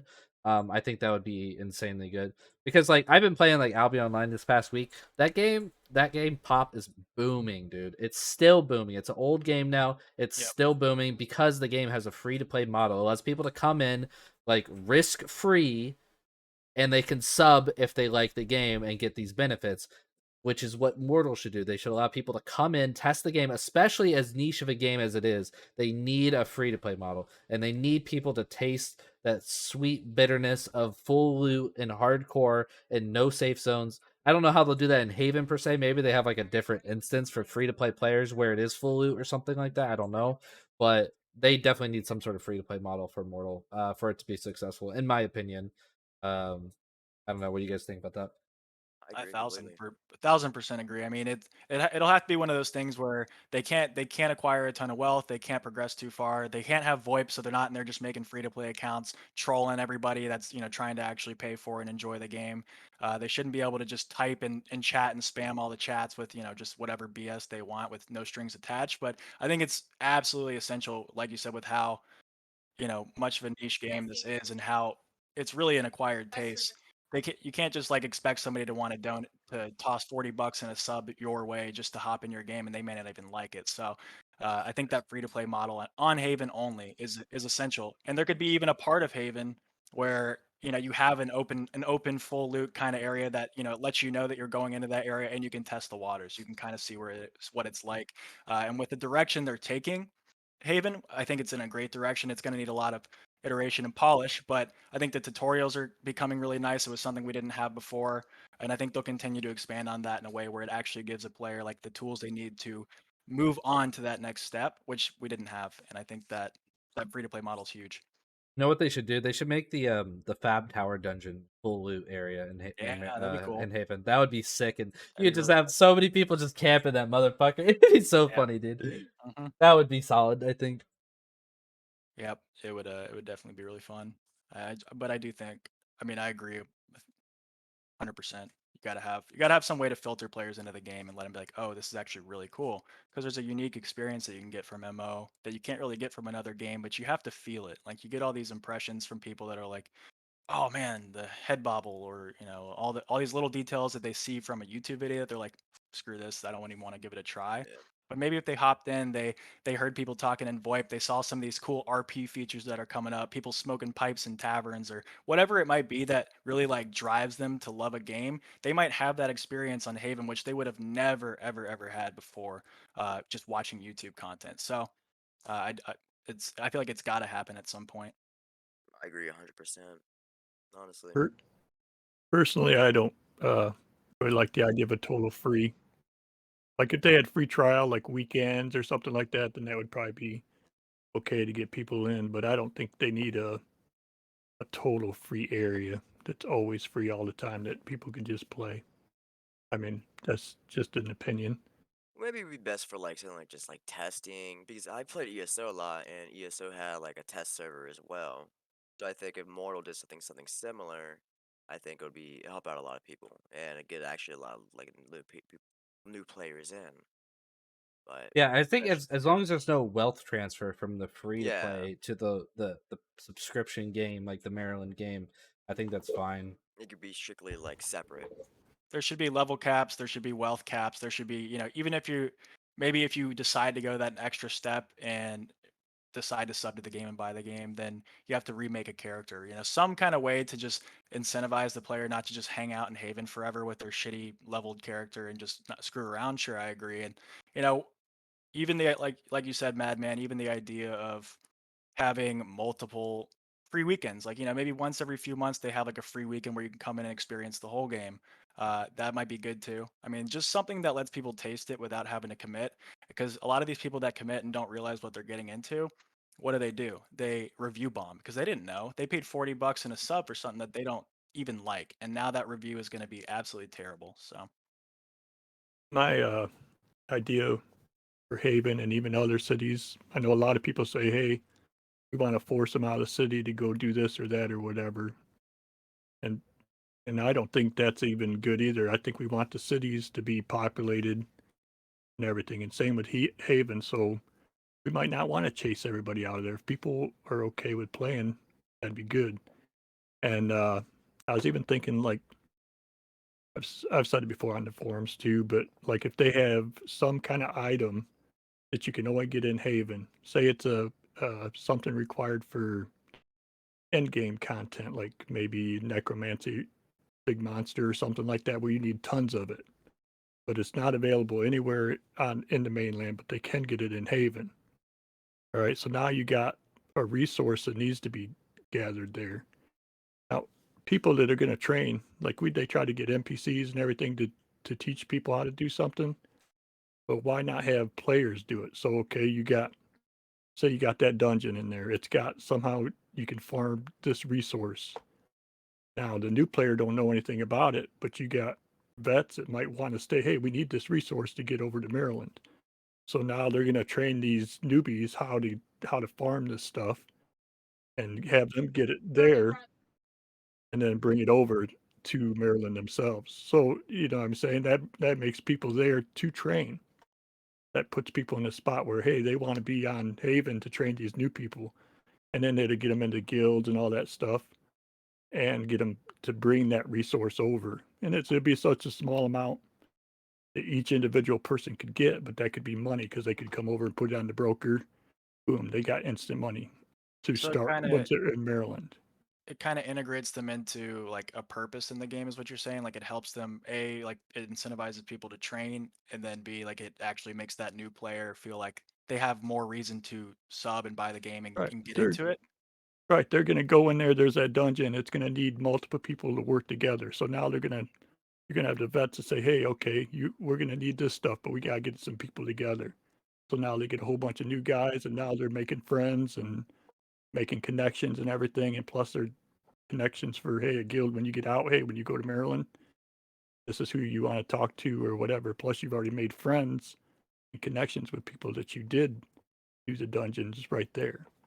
Yeah, and you See, feel so like a bigger sense of belonging to the right. game and purpose. That's really unique. Have you guys ever had, say, like your real life friends or people that you really wanted to try MO1? Have you ever brought them into MO1 or MO2 and taught them the game? And if so, what were the things you focused on to try to get them hooked? Because there's obviously like a long part that a lot of learning early on, a lot of things that you have to go through before you see the big picture of Mortal and get hooked. So what do you guys ever done with your friends to hook them? What's the thing you shoot for? What do you like to show them? Well, in MO1, it was incredibly difficult for me to even get anyone to try a free to play game because it looked so goddamn awful. True. Um, but what I would try to get them to focus on when I actually got them to play the game was how to make money. I used to make money back when I was like more noob, through the broker and putting up buy orders for like carcasses and stuff because I was like really big into butchering. Yeah. And this was like in Meduli, so it was like Springbok and Cougars and stuff like that. and I was basically show them how to make money and get rich and do a little bit of fishing too off the piers, but mostly like through butchering and basically like like if the carcass would like sell for 2 gold at a vendor total, I would maybe put up a buy order for 1 gold for a stack of carcass, and that way it's 50-50 split. And just basically showing people how to be self-sufficient, and being able to play this game, and they didn't have to join a guild or do anything. They could just play the game solo and try it out basically as a free to play game. So that was pretty huge. Yeah, for sure. Madman, do you ever have any techniques for bringing friends into the game and making them excited about it? Because this is all kind of related. What I'm trying to get at is to your point you just made of you're trying to show them some of the bigger picture of the game early on, so that like, oh, there's a lot of potential here. So yeah, I'm just curious to see what you guys, what your thoughts are. Right. At times I would meet new players if I could tell they were new in the game. You just by what they're doing. I would just go around to them and I'd say, hey, okay, here, I'd bring them around and show them how to do things, and we'd work together. Oh, we can do this together and that together, and try to get them just like people would for recruiting a guild, except I Yeah. wasn't usually a guild. And then that's kind of how I'd get people involved. Same with new players. If I brought them in myself, I'd try to just show them the ropes, show them how to do things like he was saying. But Yeah. he's talking about the buy orders. Have they even mentioned that they're coming yet again? I mean, I say it's coming believe they soon, but I did. don't ever hear anything about it. What was that? I believe they are coming soon, and that's obviously soon trademark. We'll see, but Right. yeah. But what about you, Hyena? Anything? Would you want Um, to recruit? Not really. I don't even have too many friends that like game the way I do. Um, they just play on console more casual, so I Yeah. don't think I would get them in on something that is a bit more hardcore. So that would be a hard one to convince. I Yeah, feel like it's a very like niche game. Not a for lot of sure. people can come across it. Like I have homies that play like Rainbow and stuff like that. I try to get one guy into it, and he just said it was way too. Even with the New Haven update with the tutorials and everything, he said it was all too much all at once. He said he just couldn't do it. So I respect that though. Yeah. But That's how I felt about Eve Online. Whenever I got into yeah, Eve Online, I'm just like fucking overwhelmed. Like, fuck, where like Exactly. I have just no idea everything what at to do. once.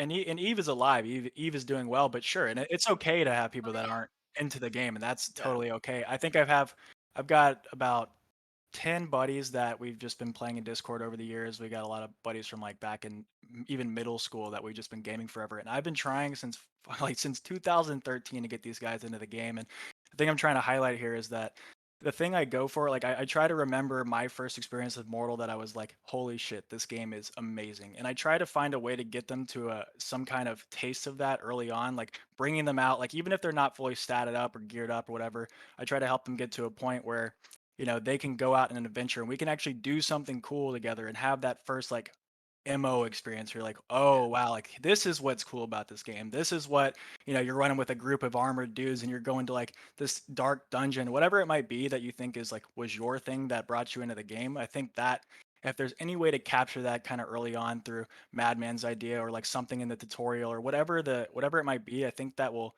really keep a lot of player retention. Like it'll help to get people hooked early rather than them having to grind for 30 hours and not understand anything and run around with their hands in their pants and all of a sudden they're like, oh, okay, I made it through this large barrier. Now I can enjoy the game. So that's kind of what I was trying to get at. I They know think you hit Madman is right exactly. there with just the social aspect could really keep people actually playing.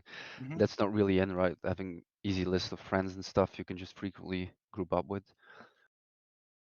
Amidas was talking about this the other day on a stream, like the roleplay features, but like just like having things to do around in town, like playing card games, gambling, dice rolling, or just drinking and getting drunk, like and seeing the Yeah, visual effects from your character. I think all that stuff would add like a lot of like actual value to the game as stuff to do when you don't want to just log in and go out and like PvP or hardcore grind a dungeon that you'll probably end up getting PvP at anyways. Like just having things to do, you can log in, just chill, with your friends, or like give them like some sort of like introduction to the game that's not so hardcore. sure. Because once you leave that town, like it's hardcore at that point, right? Because like you could get jumped at literal any moment, you could get followed out of the town, whatever it may be. So I think adding these other elements to the game would actually be huge to give it a different perspective, and for like people who don't want to just PvP.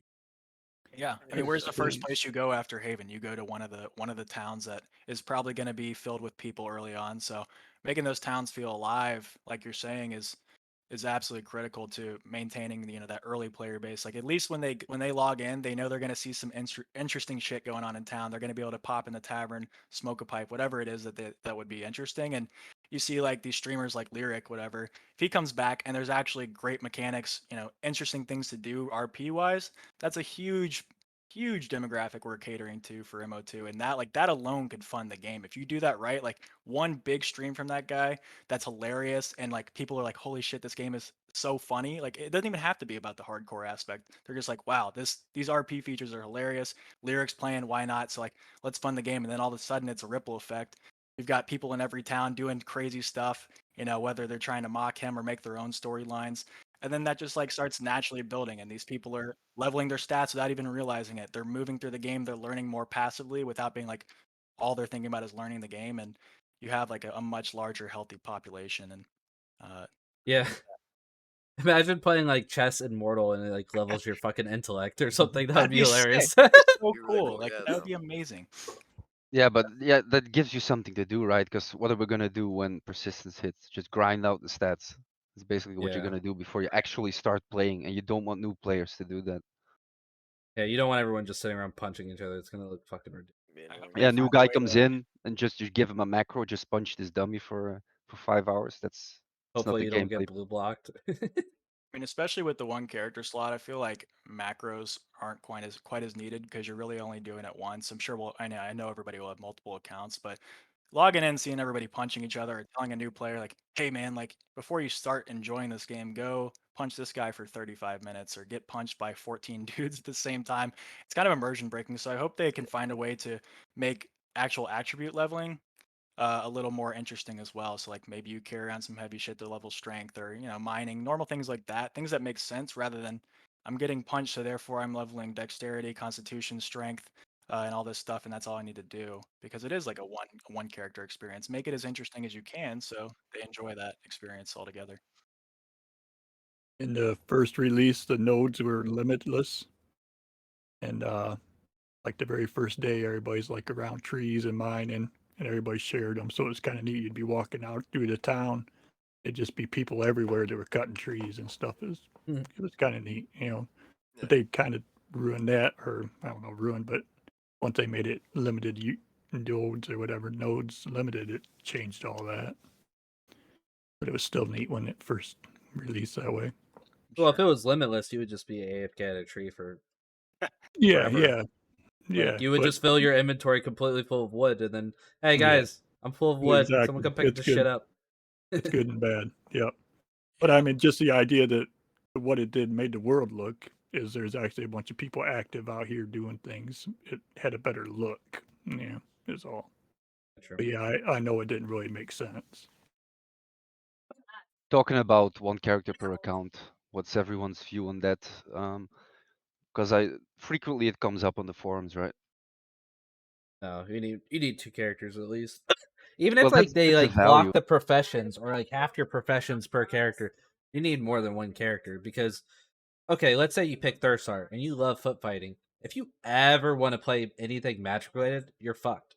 Well, you gotta delete your one character and have to have someone else help you to transfer your shit to this new like no, like it doesn't make any goddamn sense. Like obviously they know people are gonna have more than one account.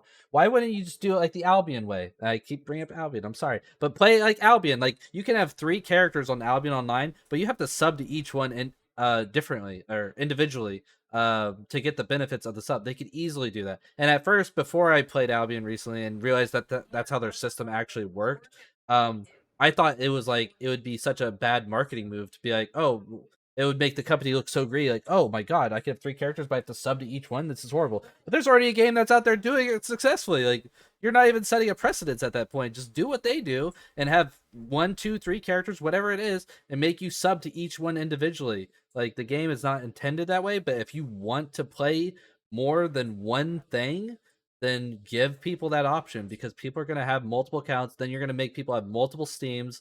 And then there's all sorts of issues with Steam. Every time I try and log over from one account to the other, there's always some issue, and it just pisses me off. Right. So The sub is that's already me. devalued, right? Because you could have 4 characters for the same sub in MO1. Now you could say you have 2 characters, right? Mhm. 1 crafter, 1 fighter. So if they make it 2 characters per account, you'd at least have the same value for your sub as you had in MO1. Yeah, I mean, and again, if it's like a professions thing, like, oh, we don't want any one person to do everything, lock the professions to the second character, whatever you want to do.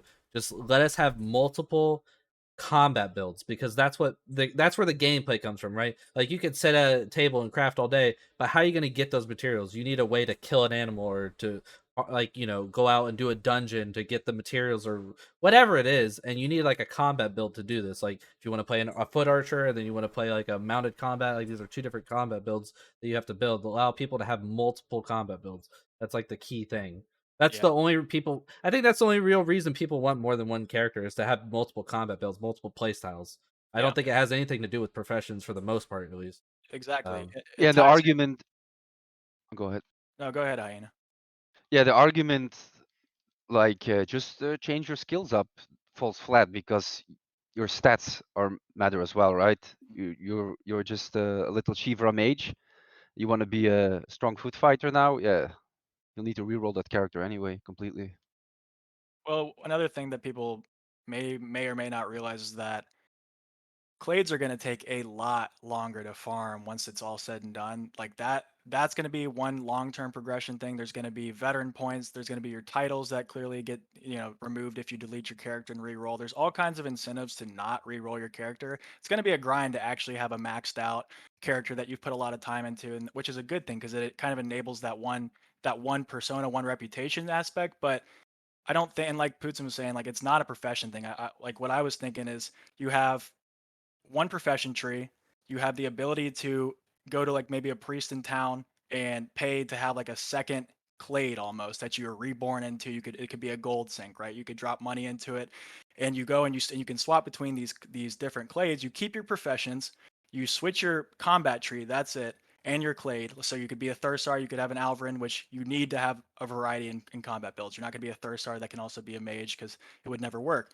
So you're able to, it helps with the gold sync aspect of the game and something to work for, but then you can also swap and save your progress on these 2 different characters while maintaining the same name, same guild, same everything. And it's that one character, one reputation thing, because you may not even know that somebody swapped their combat build. Oh wait, he's taller, but it's still that same person with the same thing he brings to the economy. It's a gold sync in the game, and it's just like, there's no reason not to add that extra replayability from having 2 builds. Like, we all get bored of our one combat build that we do forever and ever and ever. And it's the fight after fight doing the same thing. Got to have a little flavor in there.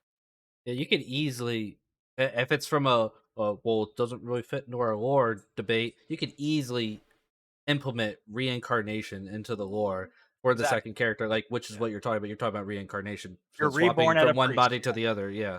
Yep. I mean, that's easily doable. I don't know. To me, like, whenever this topic comes up and I hear Henrik talk about it, just, I can't help but think this is just like a money grab. Like, that's just what it feels like. He wants people to have multiple accounts, multiple subs, and because he knows people are going to do it. So why wouldn't you plan around your player base? Like, because almost everybody wants 2 characters, and I know people are hating me right now because, like, no, I like the one character. I'm talking about the majority, because the majority definitely want more than one character, because they want more than one playstyle, because the game is fun for multiple play. I could enjoy every single playstyle in Mortal. Obviously, I have my preferences, but every single playstyle is enjoyable. So people are gonna want to play more than one combat build, and it seems really unfair and really annoying to have to go make a whole new Steam, whole new account, a whole new sub. It's just, make it per character slot. Even if it's only 2 character slots, it's far more better than only having 1 character slot. And that's my opinion. I have to pee really quick. Do we want to take an official break real quick while I'm we're down for one, yeah. okay? Let's just I take. gotta We're head gonna out take. around 2. So I mean, if we can take a break now, whatever, or we can just push to 2 and take a break up. Totally up to you. But I will be having to dip out around 2 p.m. Okay, let's just take like a quick 5-minute break then, because I really gotta pee. All right. Okay, All a right. quick break. Talk to you guys in I'll be right back.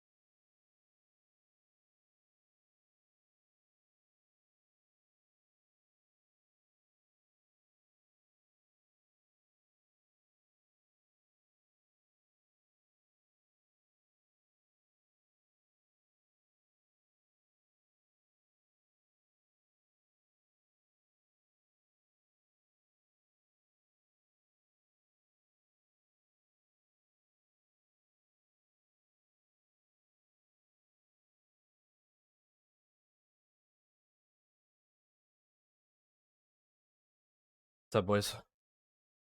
Yeah, while you were gone, I was shouting a lot of profanity, so don't be surprised if the video gets taken down. Oh shit, dude. Rip. Not safe for work. We still got 2 minutes. So. Is your stream paused or something? No. I think Indica's still okay though. So. Okay. This is cool, Putin. Thanks for having us on. Yeah, appreciate it. I Always just fun like to- having conversation, you know? Yeah. Are we all getting paid the same amount? Yep. Uh, quick tuggy from Putin. Is everyone ready to go back into it? Yep. Good. All set.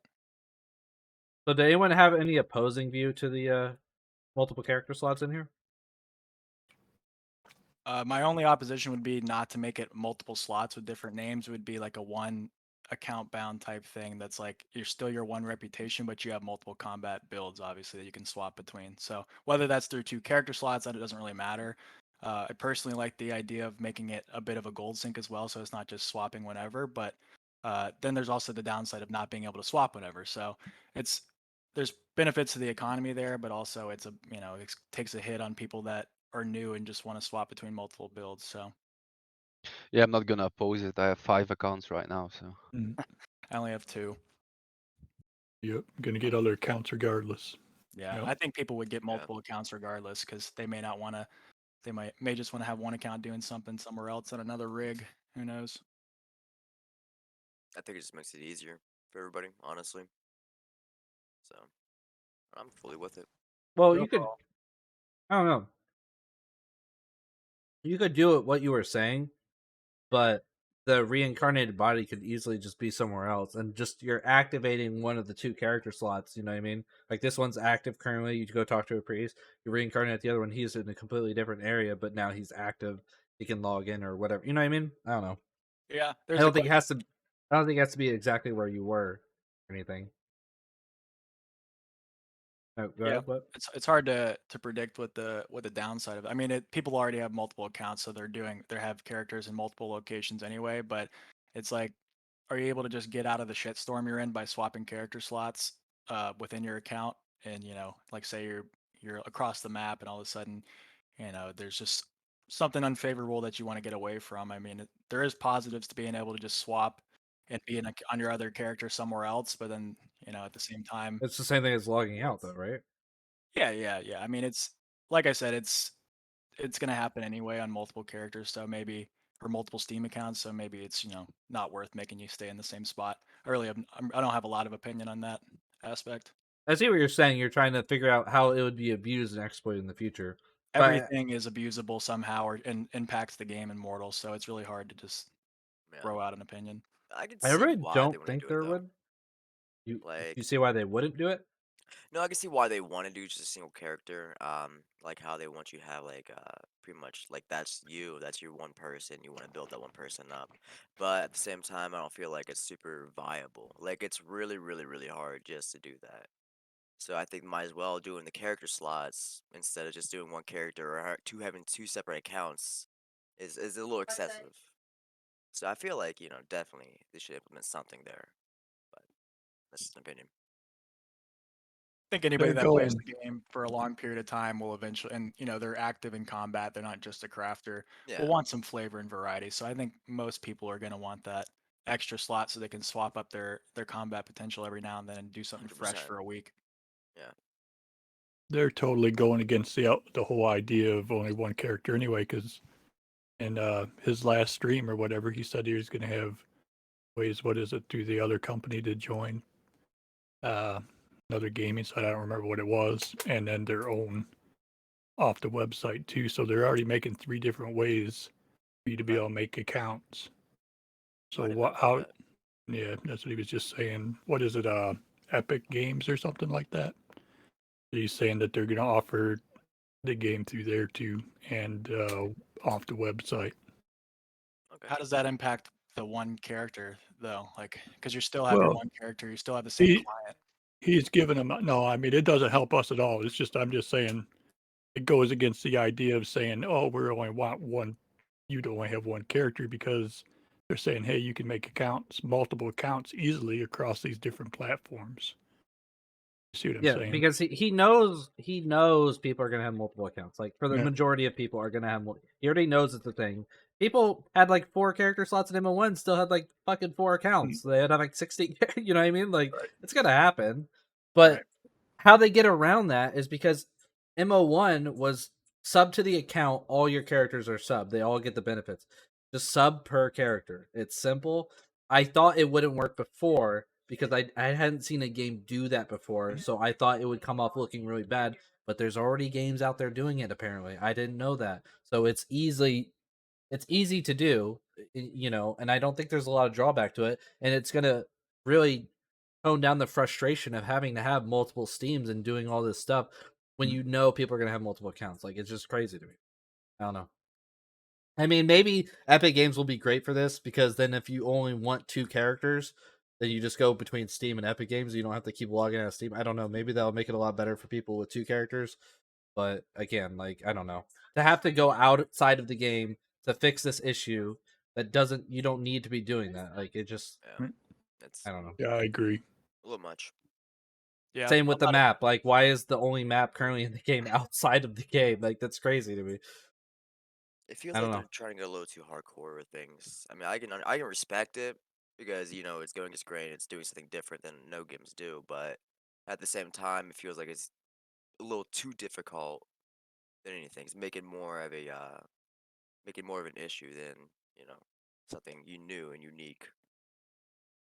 That's just my thoughts on it, though. I definitely think there should be at least some kind of map or like some scribery where you can, that's gonna be a profession where you can Mhm. make maps. They are planning It's on coming. Oh, Yep, Yeah. it's coming. hey, Right. that works then. I think What is that's it? why it's not in the Cartography or whatever? No, no. Yeah. Okay. So it's like it's one of those other, like we talked about earlier, it's hard to see the big picture of the game when we still have a lot of things missing. So Yeah. a lot of these things it's just a matter of time that we might have eventually that changes our perception of the entire game altogether. True. So That Well, map in Haven is supposed to be similar to what we're going to be able to produce on our own, from what he yeah, said. so I think map making is gonna be limited to just like a more detailed view of a local area. But for the big main map, everyone's just gonna stick to Pockets map anyway. So they Right. may as well add it in the game. Of course, no indicator of where you are, of course, but it's just how do you say? Just more convenient that you don't have to alt tab out quickly. Yeah. yeah. I don't know how they're gonna do that. I don't see cartography being implemented well. Like I don't know how they're gonna have to like hand draw trees. Like how is that gonna work? Like how does anyone see this going down exactly? Yeah. People are just gonna be drawing PPs, man, selling it. That's gonna be like one of those things where you like as you navigate the map, you kind of like it kind of like chisels it out yourself and like or the game does it on its own. So it's kind of like you're exploring and your character's also like drawing this map out while you're exploring, and maybe there's a way to mark things down or like special hidden you can make a special Yeah. map that shows like a location of a hidden chest that nobody knows about, and you could sell that map for a shit ton of gold or whatever you want, That so would be cool. Yeah, Yeah. that would. Yeah. If you have to hand draw it though, it's gonna be shit. I'm just it's not gonna be like, Microsoft 100%. Paint like with your mouse trying to draw. Yeah. That's miserable. You need a tablet just to play the game. Yeah. Oh. Hey, at this point, we're already using all this third-party shit, dude. Get a fucking Yeah. tablet, dude. It's easy. It's a More hardcore game, Online bro. 2 is now on tablets, just like Albion. Yeah. It's actually not a bad Yeah. experience on Albion. I tried the mobile version; it's pretty good. Dude, I used to play fucking RuneScape for mobile. That's not bad at all either. The But best way to play RuneScape's much more RuneScape. simple. But Yeah, Yeah. that's the best way to play because you can be like working and just have your phone going, grinding crabs or whatever. dude, I was grinding fucking woodcutting when I was at the DMV on RuneScape, man. I was just sitting on my phone. Dude, they called my name twice, and I was just playing on my phone. I just realized I was like, oh fuck. But It's yeah, such I a- don't know how the fuck you would ever play Mortal on the phone. It would be so bad. I can't even get good frames, like great frames on my setup now on my PC. How the fuck would it work on my phone? So the day they announced that the game is getting ready to go, like support VR and everything, and they're gonna actually implement it, I'm buying an Oculus, like right there, no doubt. Just walk 1v1 around me. the world. Yeah, I'm gonna see if I can keep my combat skills up with like my hand controls and shit. Oh yeah. Can you imagine the gestures people will be doing? Especially if they have that face rigging like with Henrik had on the stream. If they have any way to implement that into the game, I think Star Citizen has something similar where you can see the mouse moving and things like that. But it's gonna be pretty hilarious to just watch people in first person VR making faces at you, flicking you off, That'd whatever. be a blast, man. Yeah. It'd be cool. I'm excited for them to actually add like books and like making books. Like people will have like in-game guides and stuff in these books. That'd be pretty cool. Yeah. Especially for like new players and stuff. You could like sell books on like how to get started or whatever, so they don't have to go out of game to figure out how to do it. They could literally stay in the game, read this book, like okay, how to get started with mining, how to get started with butchering, what to do when you first leave Haven, stuff like that. That would be like sick. We had them in the first game, yeah. And not everything has to be, there could be things added to the game where sure it might be a little more optimal to alt tab over and go on YouTube or on, Pockets map or whatever it might be, but some things are just nice. It's just nice sand in the sandbox to like play around with. It may not be the most optimal way, but it might be a really unique, interesting experience to get handed a book that a guy just he does guides in the game and he hands them out to new players or he sells them to new players, whatever. It's just like a unique layer to add to the game that you can't really find anywhere else. Doesn't always have to be metagamed, Doesn't always Yeah. have to be like the best optimal way. Because some people don't give a shit about that. They don't ever spend time on YouTube. They don't want to. They just want to like dive through the game themselves and be Yeah, immersed. when I am excited about a game, like whether it's through like word of mouth or something, I actually try not to watch videos Mhm. because I don't want to spoil everything. Because usually it just kills it for me. Because usually what ends up happening is I'll watch this guy and he does something like fucking like epic and he's like 1v3ing people, and then I get into the game and I'm like, okay, now I gotta start mid maxing my build rather Yep. than just experiencing the game and like building my noob character and then having to relearn it, as I go. Because sometimes I'll just avoid the media altogether. So There's a lot of lessons and just game knowledge you miss from just following some guide or things like that because there's a lot of things in these meta builds or play styles that you have to experience by understanding why it's good, which you'll never pick up just by following that guide and knowing that it is good, but you have no idea why it's good. Like, for instance, things in League, like this character's top tier, you're like, why? Uh, I don't, because I'm not a great player at that game, but I know that my friends will tell me this character's top tier, and I'm like, I have no idea why that character's top tier. I just know that I should play him, and I still get shit on. So it's like one of those things. yeah, like if you don't know why the other characters are bad and he's good, then it doesn't mean anything to you.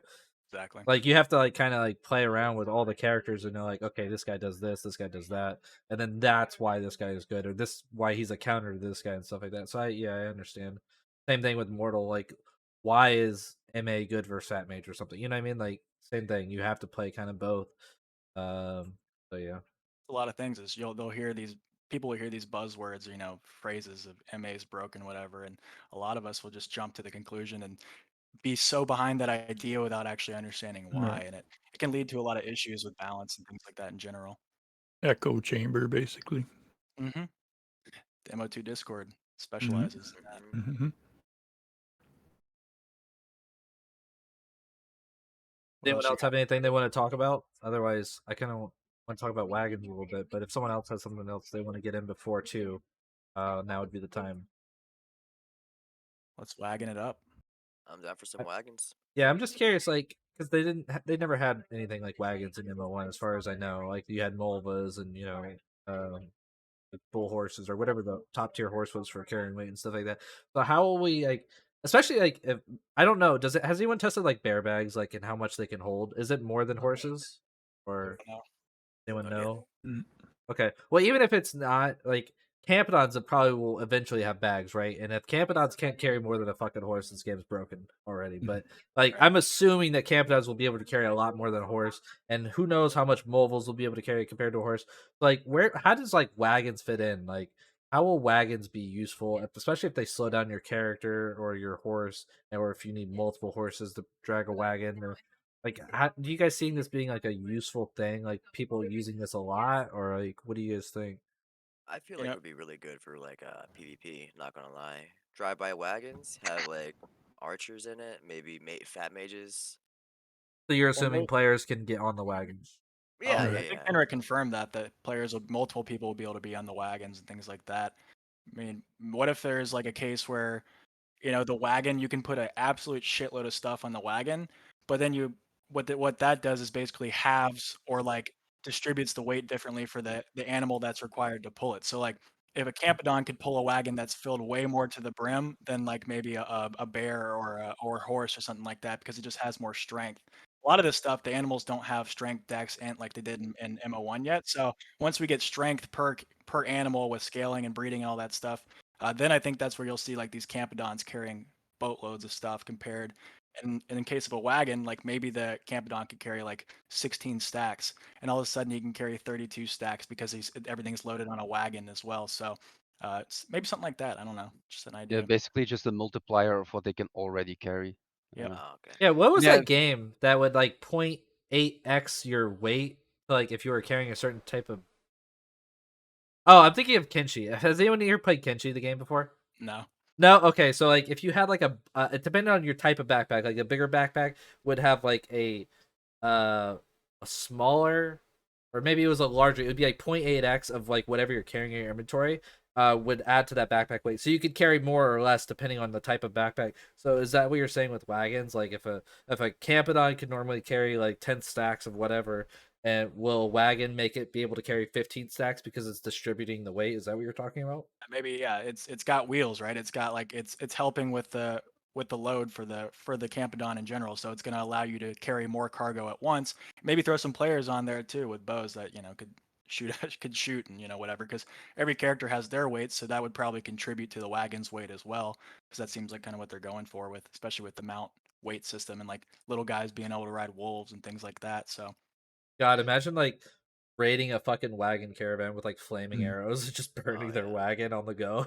that's gonna be so epic though. I mean, there's this game I played as a kid called Silk Road Online, and it was too grindy for me to ever actually get to the fun part. But there was a whole job system of merchants, thieves, and hunters, and the hunters protected the merchants, and it was like the game was all about trade routes, and you do like these sick bandit raids on these guys. The game was literally designed around that, and I've always just wanted to have that experience in another game as well. Like we can obviously rob people in MO, but it's not the same with like this big load of cargo that's heavily defended, and you got to like find a way to get in there and just take it all.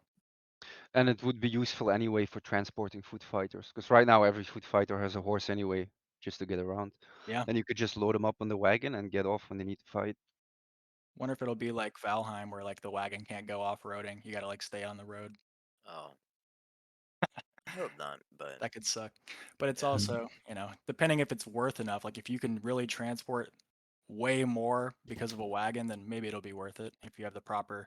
Maybe people will start creating like logistics companies, like armored car systems that, like they're all about transporting your goods, and they're effective at doing it in a safe way, and that's their business in the game.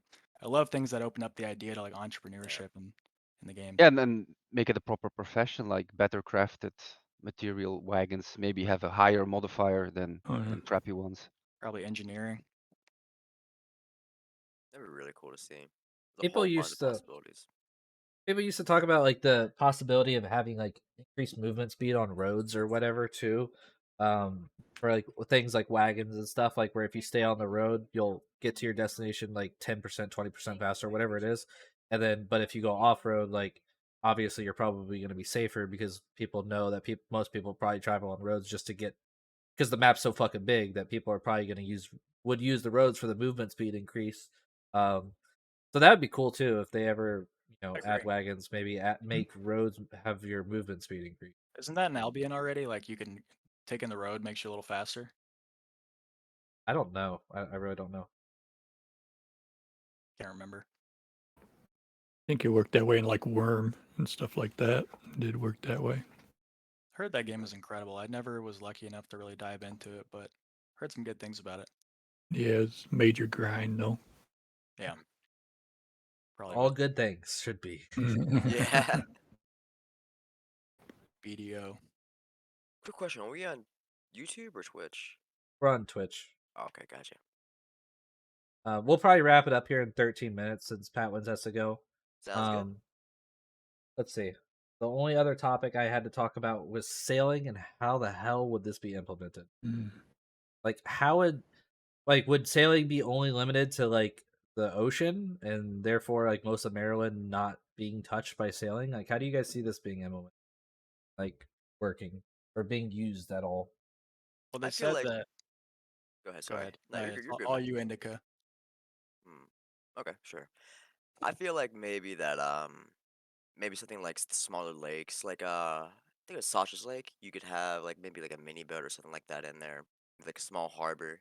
But something like Maduli, you could have bigger boats. I'm looking into something like pirate stuff. I don't know, a Shivra fucking water mage on a boat sounds like a hell of a time.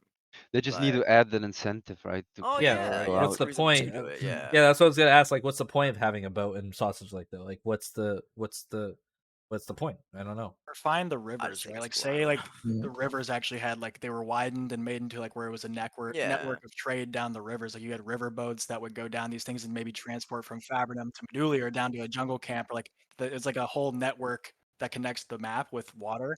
yeah, And then also they're gonna have right like the entire chain of islands south of the map that's gonna be like entirely water based that you're gonna need to navigate around. So there would be natural PvP there.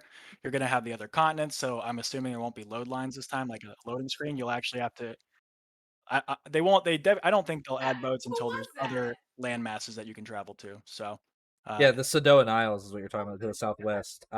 yeah, They probably won't even have boats until they add that continent or right. continents yeah, or whatever it is.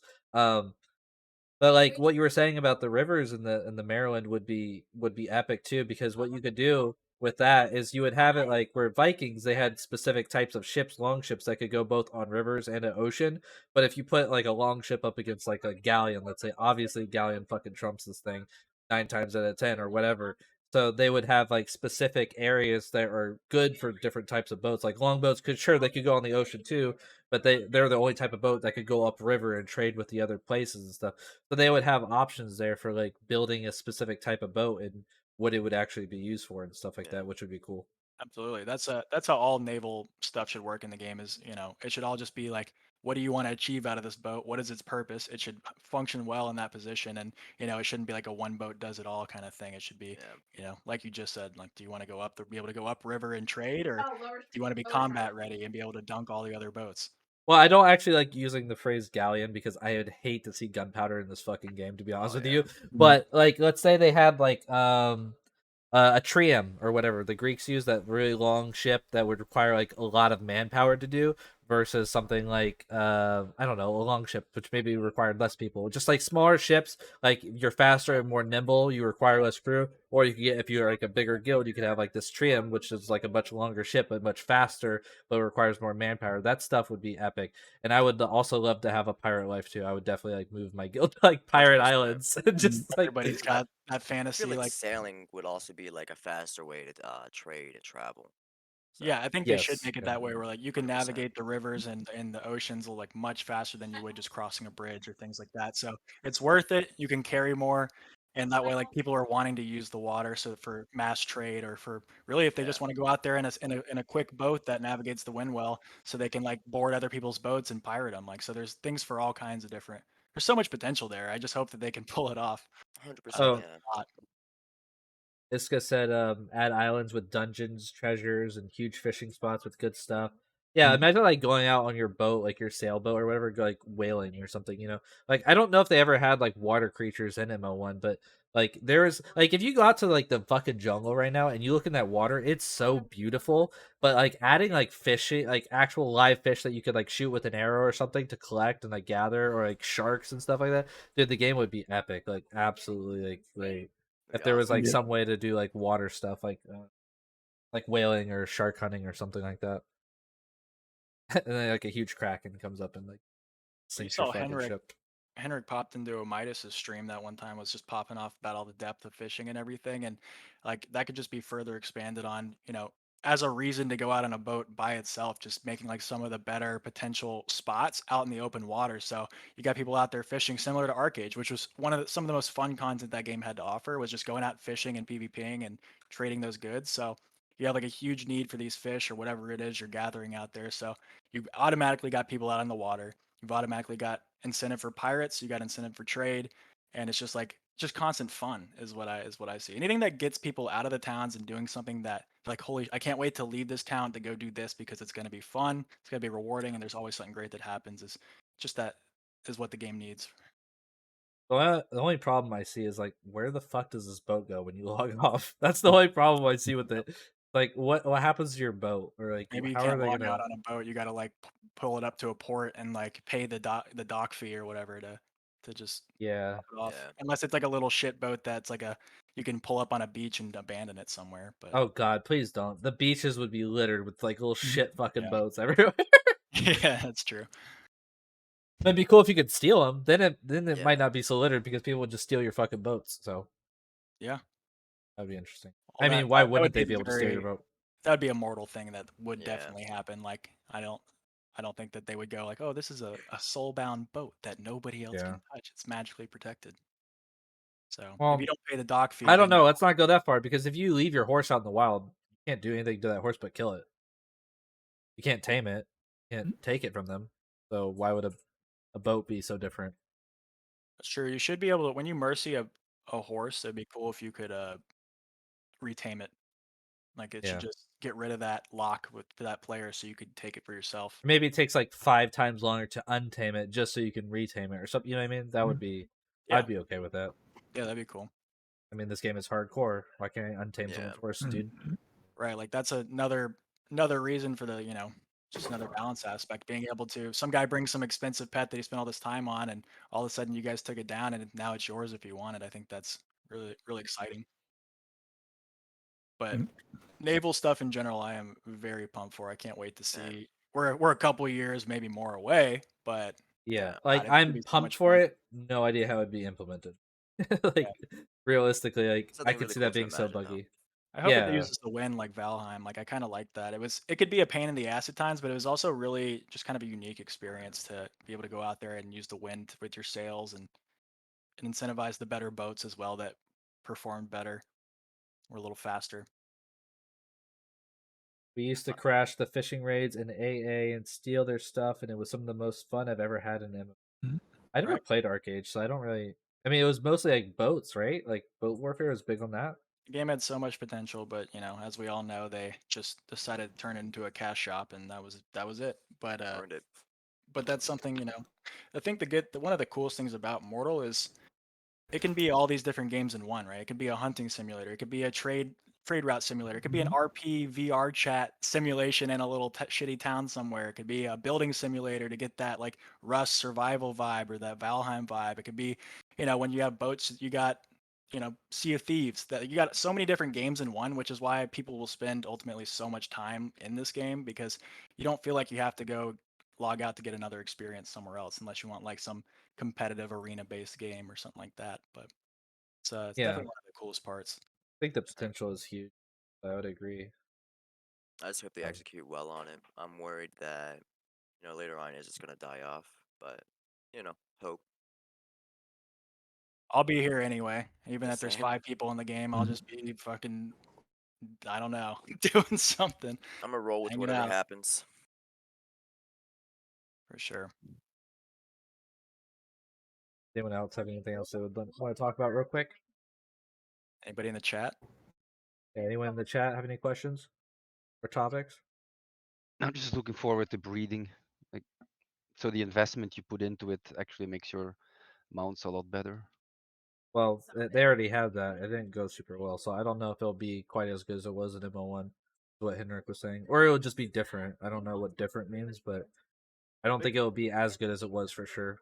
It took the value away from needing to go out and tame new mounts and like needing to go like wanting to get out into the world and find those rare mounts because you could make the best ones right at home from the safety of the stable. So and then you'd have hundreds of pet tickets in your inventory. So it's like there is literally no loss to losing a horse or anything. You didn't feel anything. You just had so many pets and they were all strong as fuck. He didn't feel anything. He was dead inside. Like, why fucking lost horse? Yeah, we were already dead by then. They Dead inside. probably need like an investment you need to do when you breed them. That is a proper Yeah. sync, so there's value there in losing that horse. Mm-hmm. What's your girlfriend doing, Poots? Losing a New World, I think. Very nice. Well, she's playing it, so we already know she's losing. Play a Well, real game like Mortal. Yeah. does she not The play? romance game. Nah, she doesn't like Mortal. She thinks it's too hardcore, too grindy, too griefy. My Which it wife- is. So I can't argue. I mean, it is shit. I'm When just you when you saying, compare to a man. game like New World. They put in that PvP toggle, she may play it. They're never gonna do that. Yeah, so explain your PvP toggle in our final moments here, Hyena. What do you want Yeah, for it's the just game? it's better, right? It's more challenging for people because you're only gonna be fighting people who are prepared or ready to fight, and no more ganking noobs. So it's an increase in skill requirement, and the people who like the danger can just toggle the toggle off. It's So what do optional, you just like what do you do if microtransactions. what do you do if some guy's just farming millions of gold in a dungeon and there's nothing he can do and he's breaking the economy and nobody can stop him from doing that and he's just PvP toggled off. He's taking your spawns. He's being a real pain in the ass, and there is nothing you can do to make that guy stop. Yeah, there's nothing you can do then, right? So what does that do to the game though? I don't know. Kill the game maybe.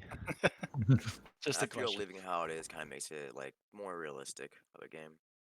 I really like Mortal because how it just seems more realistic than any other game I played. Like say New World, there's a PvP toggle, there's all that other stuff with the forgot what I was going on about. I'm a little on Indica too much right now. But yeah, I just like how Mortal is with how yeah, I Agreed. was gonna stop there. Yeah, pretty much. Feel you, Yeah, man. just to be clear, I don't actually want the PvP toggle, right? Oh, Yeah. okay. Big troll. I had a feeling you were trolling. I hope so, man. No, it just pisses people off on the Discord when you bring it up. So. Oh yeah. That's 90% of the comments in there is just bait. 100% bait. Yeah, the baits are in there are really bad. I'll Yeah. go in there and bait myself too. Like the other day, my epic bait, Chieftain and Victus were arguing about fucking lances, and I replied to Chieftain. I said, "So lances are working completely as intended and are completely balanced, correct?" And he said, "Yeah." And I was like, "Okay, thanks." Like, I knew Victus was probably reading that, just like fucking raging. It's Mortal Discord is just fucking memes and like trolls. It and is, man. baits, dude. Sometimes I got to take 100%, little man. breaks from the Discord. I got to just be like, just gonna leave that alone for a couple days because, it's nothing to get worked up over or anything. But Yeah. it's just like some of the comments just crack me up. I'm like, I'm out of here. I'm out of here for a little bit. It's a vibe. It's a vibe. I enjoy heard it. they buffed the lances a bit. Did it have any real impact though?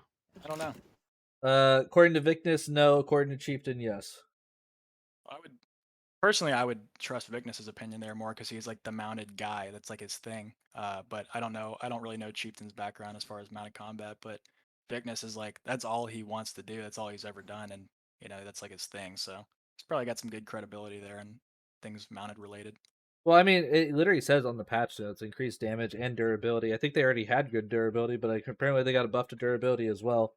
And I think Spears, from what Chieftain was saying, again, I haven't tested this, but he was saying that Spears kind of got nerfed on MC, so now lances are the best, but they don't do that much damage. Like they don't do what they should be doing. As a mounted only weapon was Vicness's point, and there's no dismount, so it's like the blunted lances, they do incredibly less damage than the other lances, and they don't have that dismount feature yet. But we don't have like any dismount feature yet besides like footies, like with their balls or axes or whatever. I wish that the lances were the only weapons that could couch. Like, just to like bring back that skill in mounted combat where you actually have to stab with a spear, you have to swing with a weapon, and the only thing that can actually to add value to lances, it's the only thing that you can just literally run into somebody with and not aim at all. And the damage could be still high, but maybe not as high as what we have for spears right now. But I think just like adding that alone would make lances just a pretty solid choice, and then while adding more skill to the other weapons and maybe giving them higher damage than lances. Well, you can't make lances so brain dead that you just have to hold it down and run around. Like there needs to be like a X amount of duration that you can hold it before your character just gives up and maybe loses a chunk of stamina or something. You know what I mean? Or maybe make the stam drain so high that you don't want to hold it for longer than X seconds because your stam will just drain the fuck out. Well, You know what I think mean? about it, But yeah, you're extending a giant weapon out like Yeah. with your arm. You should lose a ton of stam doing that. And yeah. I think that honestly, like once you're mounted, your stam drain should be impacted further than like what you would see on foot, just because just as a balance thing. So like when you do lose that big chunk of stam from just like flailing around with a weapon and not being skilled, you're gonna have a longer period before you can start getting back into the fight and swinging again. I mean, I don't have like a ton of testing on like MC or anything, but just thinking about it, like the two options I just said, like the Yeah. cooldown on the duration or the stam drain, I think the stam drain would actually be more balanced because MCs wear like really heavy armor, like steel and stuff. And since we just got that nerf to like steel and stuff like that, I think it would actually balance more with the direction they're going because they're gonna have less stam regen. So if their stam is getting drained more rather than just like a cooldown on couching itself, would probably be more of a balance for MCs. But from That's what a I good can tell, idea. they still need to buff the damage on lances. Well, yeah, if you But got these really heavily armored MCs or even MAs running around, like the bows and everything could just take more stamina, so that stamina penalty actually impacts them in a way, so they're not just relentlessly attacking with absolutely no punishment altogether. Could be a really yeah, good start. That's a good idea, Pootson. it would actually give them a reason to wear different armors rather than Mhm. just the heaviest armor they can wear on a mount. Exactly. Same Yeah. for MAs and these. They want a higher damage output, like more DPS, then they should wear something a little lighter so they can attack more frequently and and so on. I think that's awesome. But Also, we need bow sway on fucking MAs. I have no credibility for mounted though. I never played or love or enjoyed mounted play style, so I can't speak on it. Need to get a bear, dude. I've seen you running around on foot. Yeah. God. I it's so pets are just a whole nother story, but I feel like it's again one of those things that it's the big picture hasn't been painted yet. I'm just trying to remain positive and patient and hope that we see some interesting, or some kind of unique concepts that make it a little more balanced. Even if the white bear wants to be OP, like at least make it incredibly difficult to get it. The way you worded that, if it wants to be OP, like what? It It has can a if it mind of wants its to. own. It Can writes if its it own wants to. code, boys. It's It that usually powerful. eats the master. No, I agree though. I think pets are too easy currently. I mean, I use them sometimes. I gave up on trying to tame the white bear recently because everyone moved to Fab and then it went on like a huge cooldown. I was like, fuck it, they can have it. But yeah, I mean, it There's is less of OP them. when you get it. Yeah. Yeah, there's less of them because it used to be like on like a 15-20 minute cooldown and it was easy as fuck to tame. And now it's on like 3+ hour cooldown and everybody wants it because everyone knows how OP it is. But Yeah.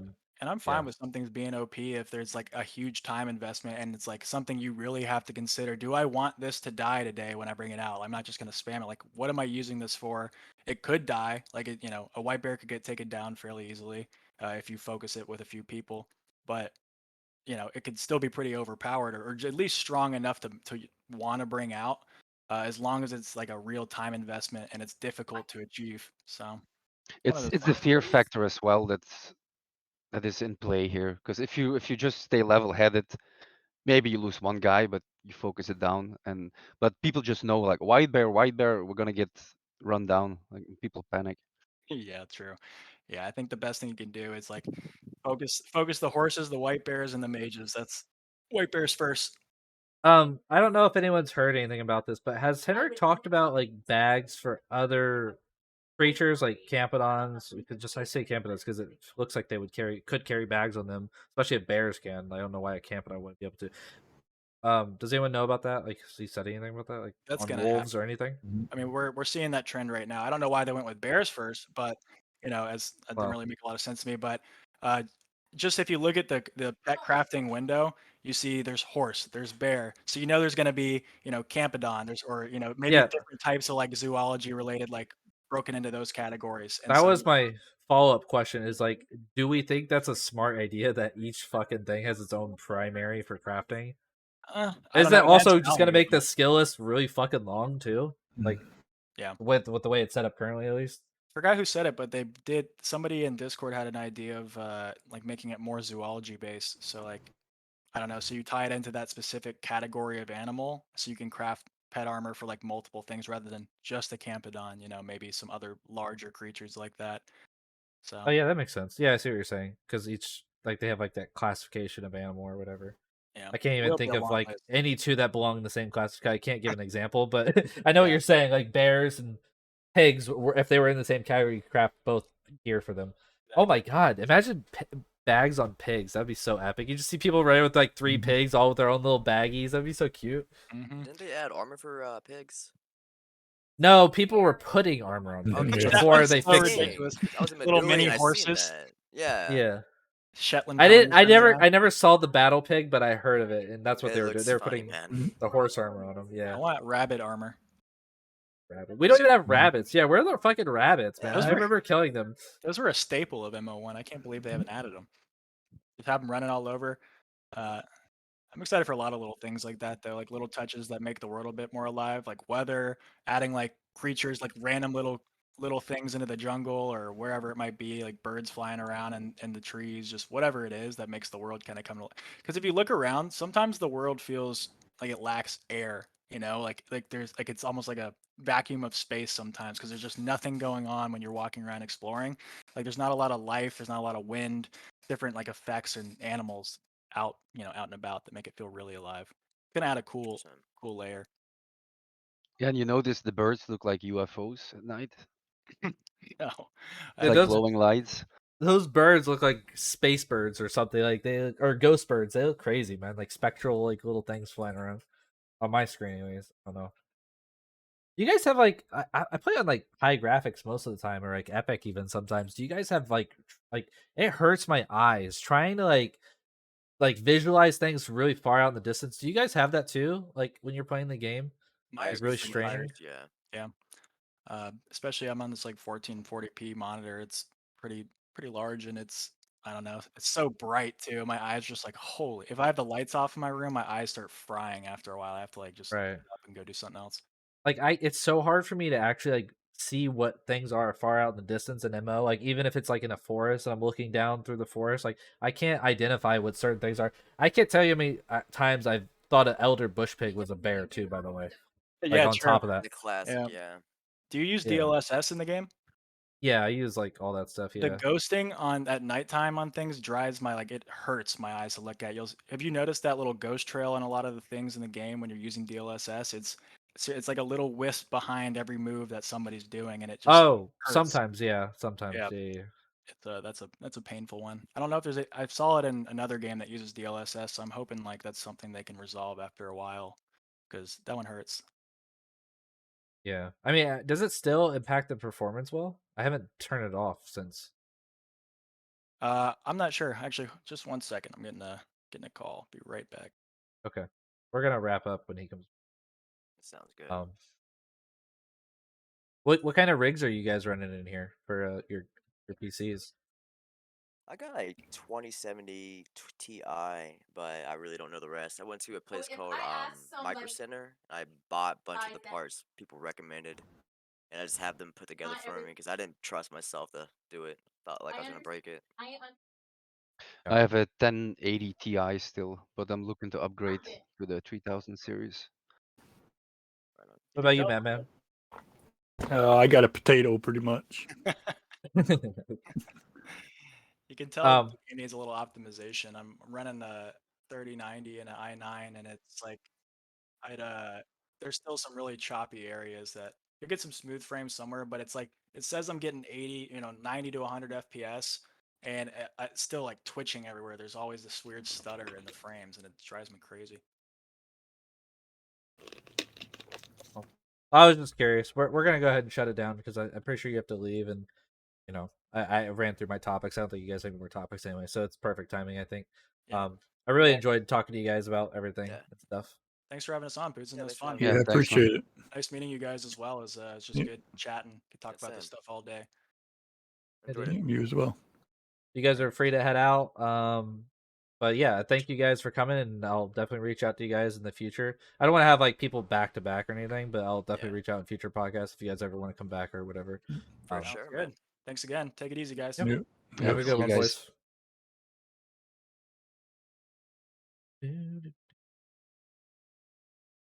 Alrighty.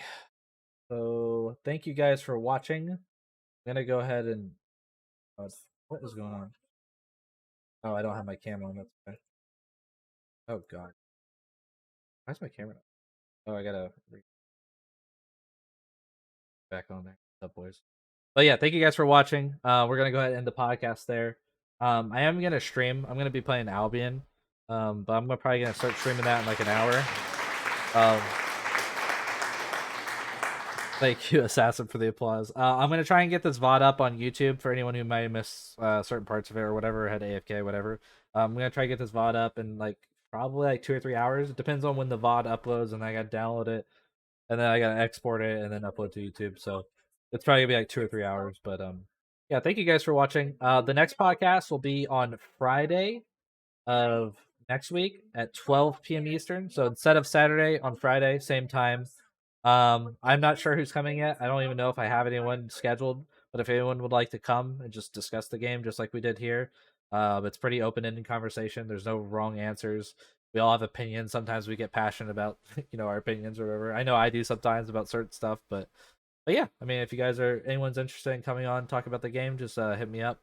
And again, it'll be on Friday at 12 p.m. Eastern. I believe that's the 8th. Pretty sure it's the 8th because it says the 2nd. So yeah. So if anyone's interested, come on through. I get my DMs. But thank you guys for watching. And again, I'll be streaming I'll probably stream in like 45 minutes at 3 p.m. Be streaming Albion, playing some PvP or whatever. But thank you guys for watching. Have a good one.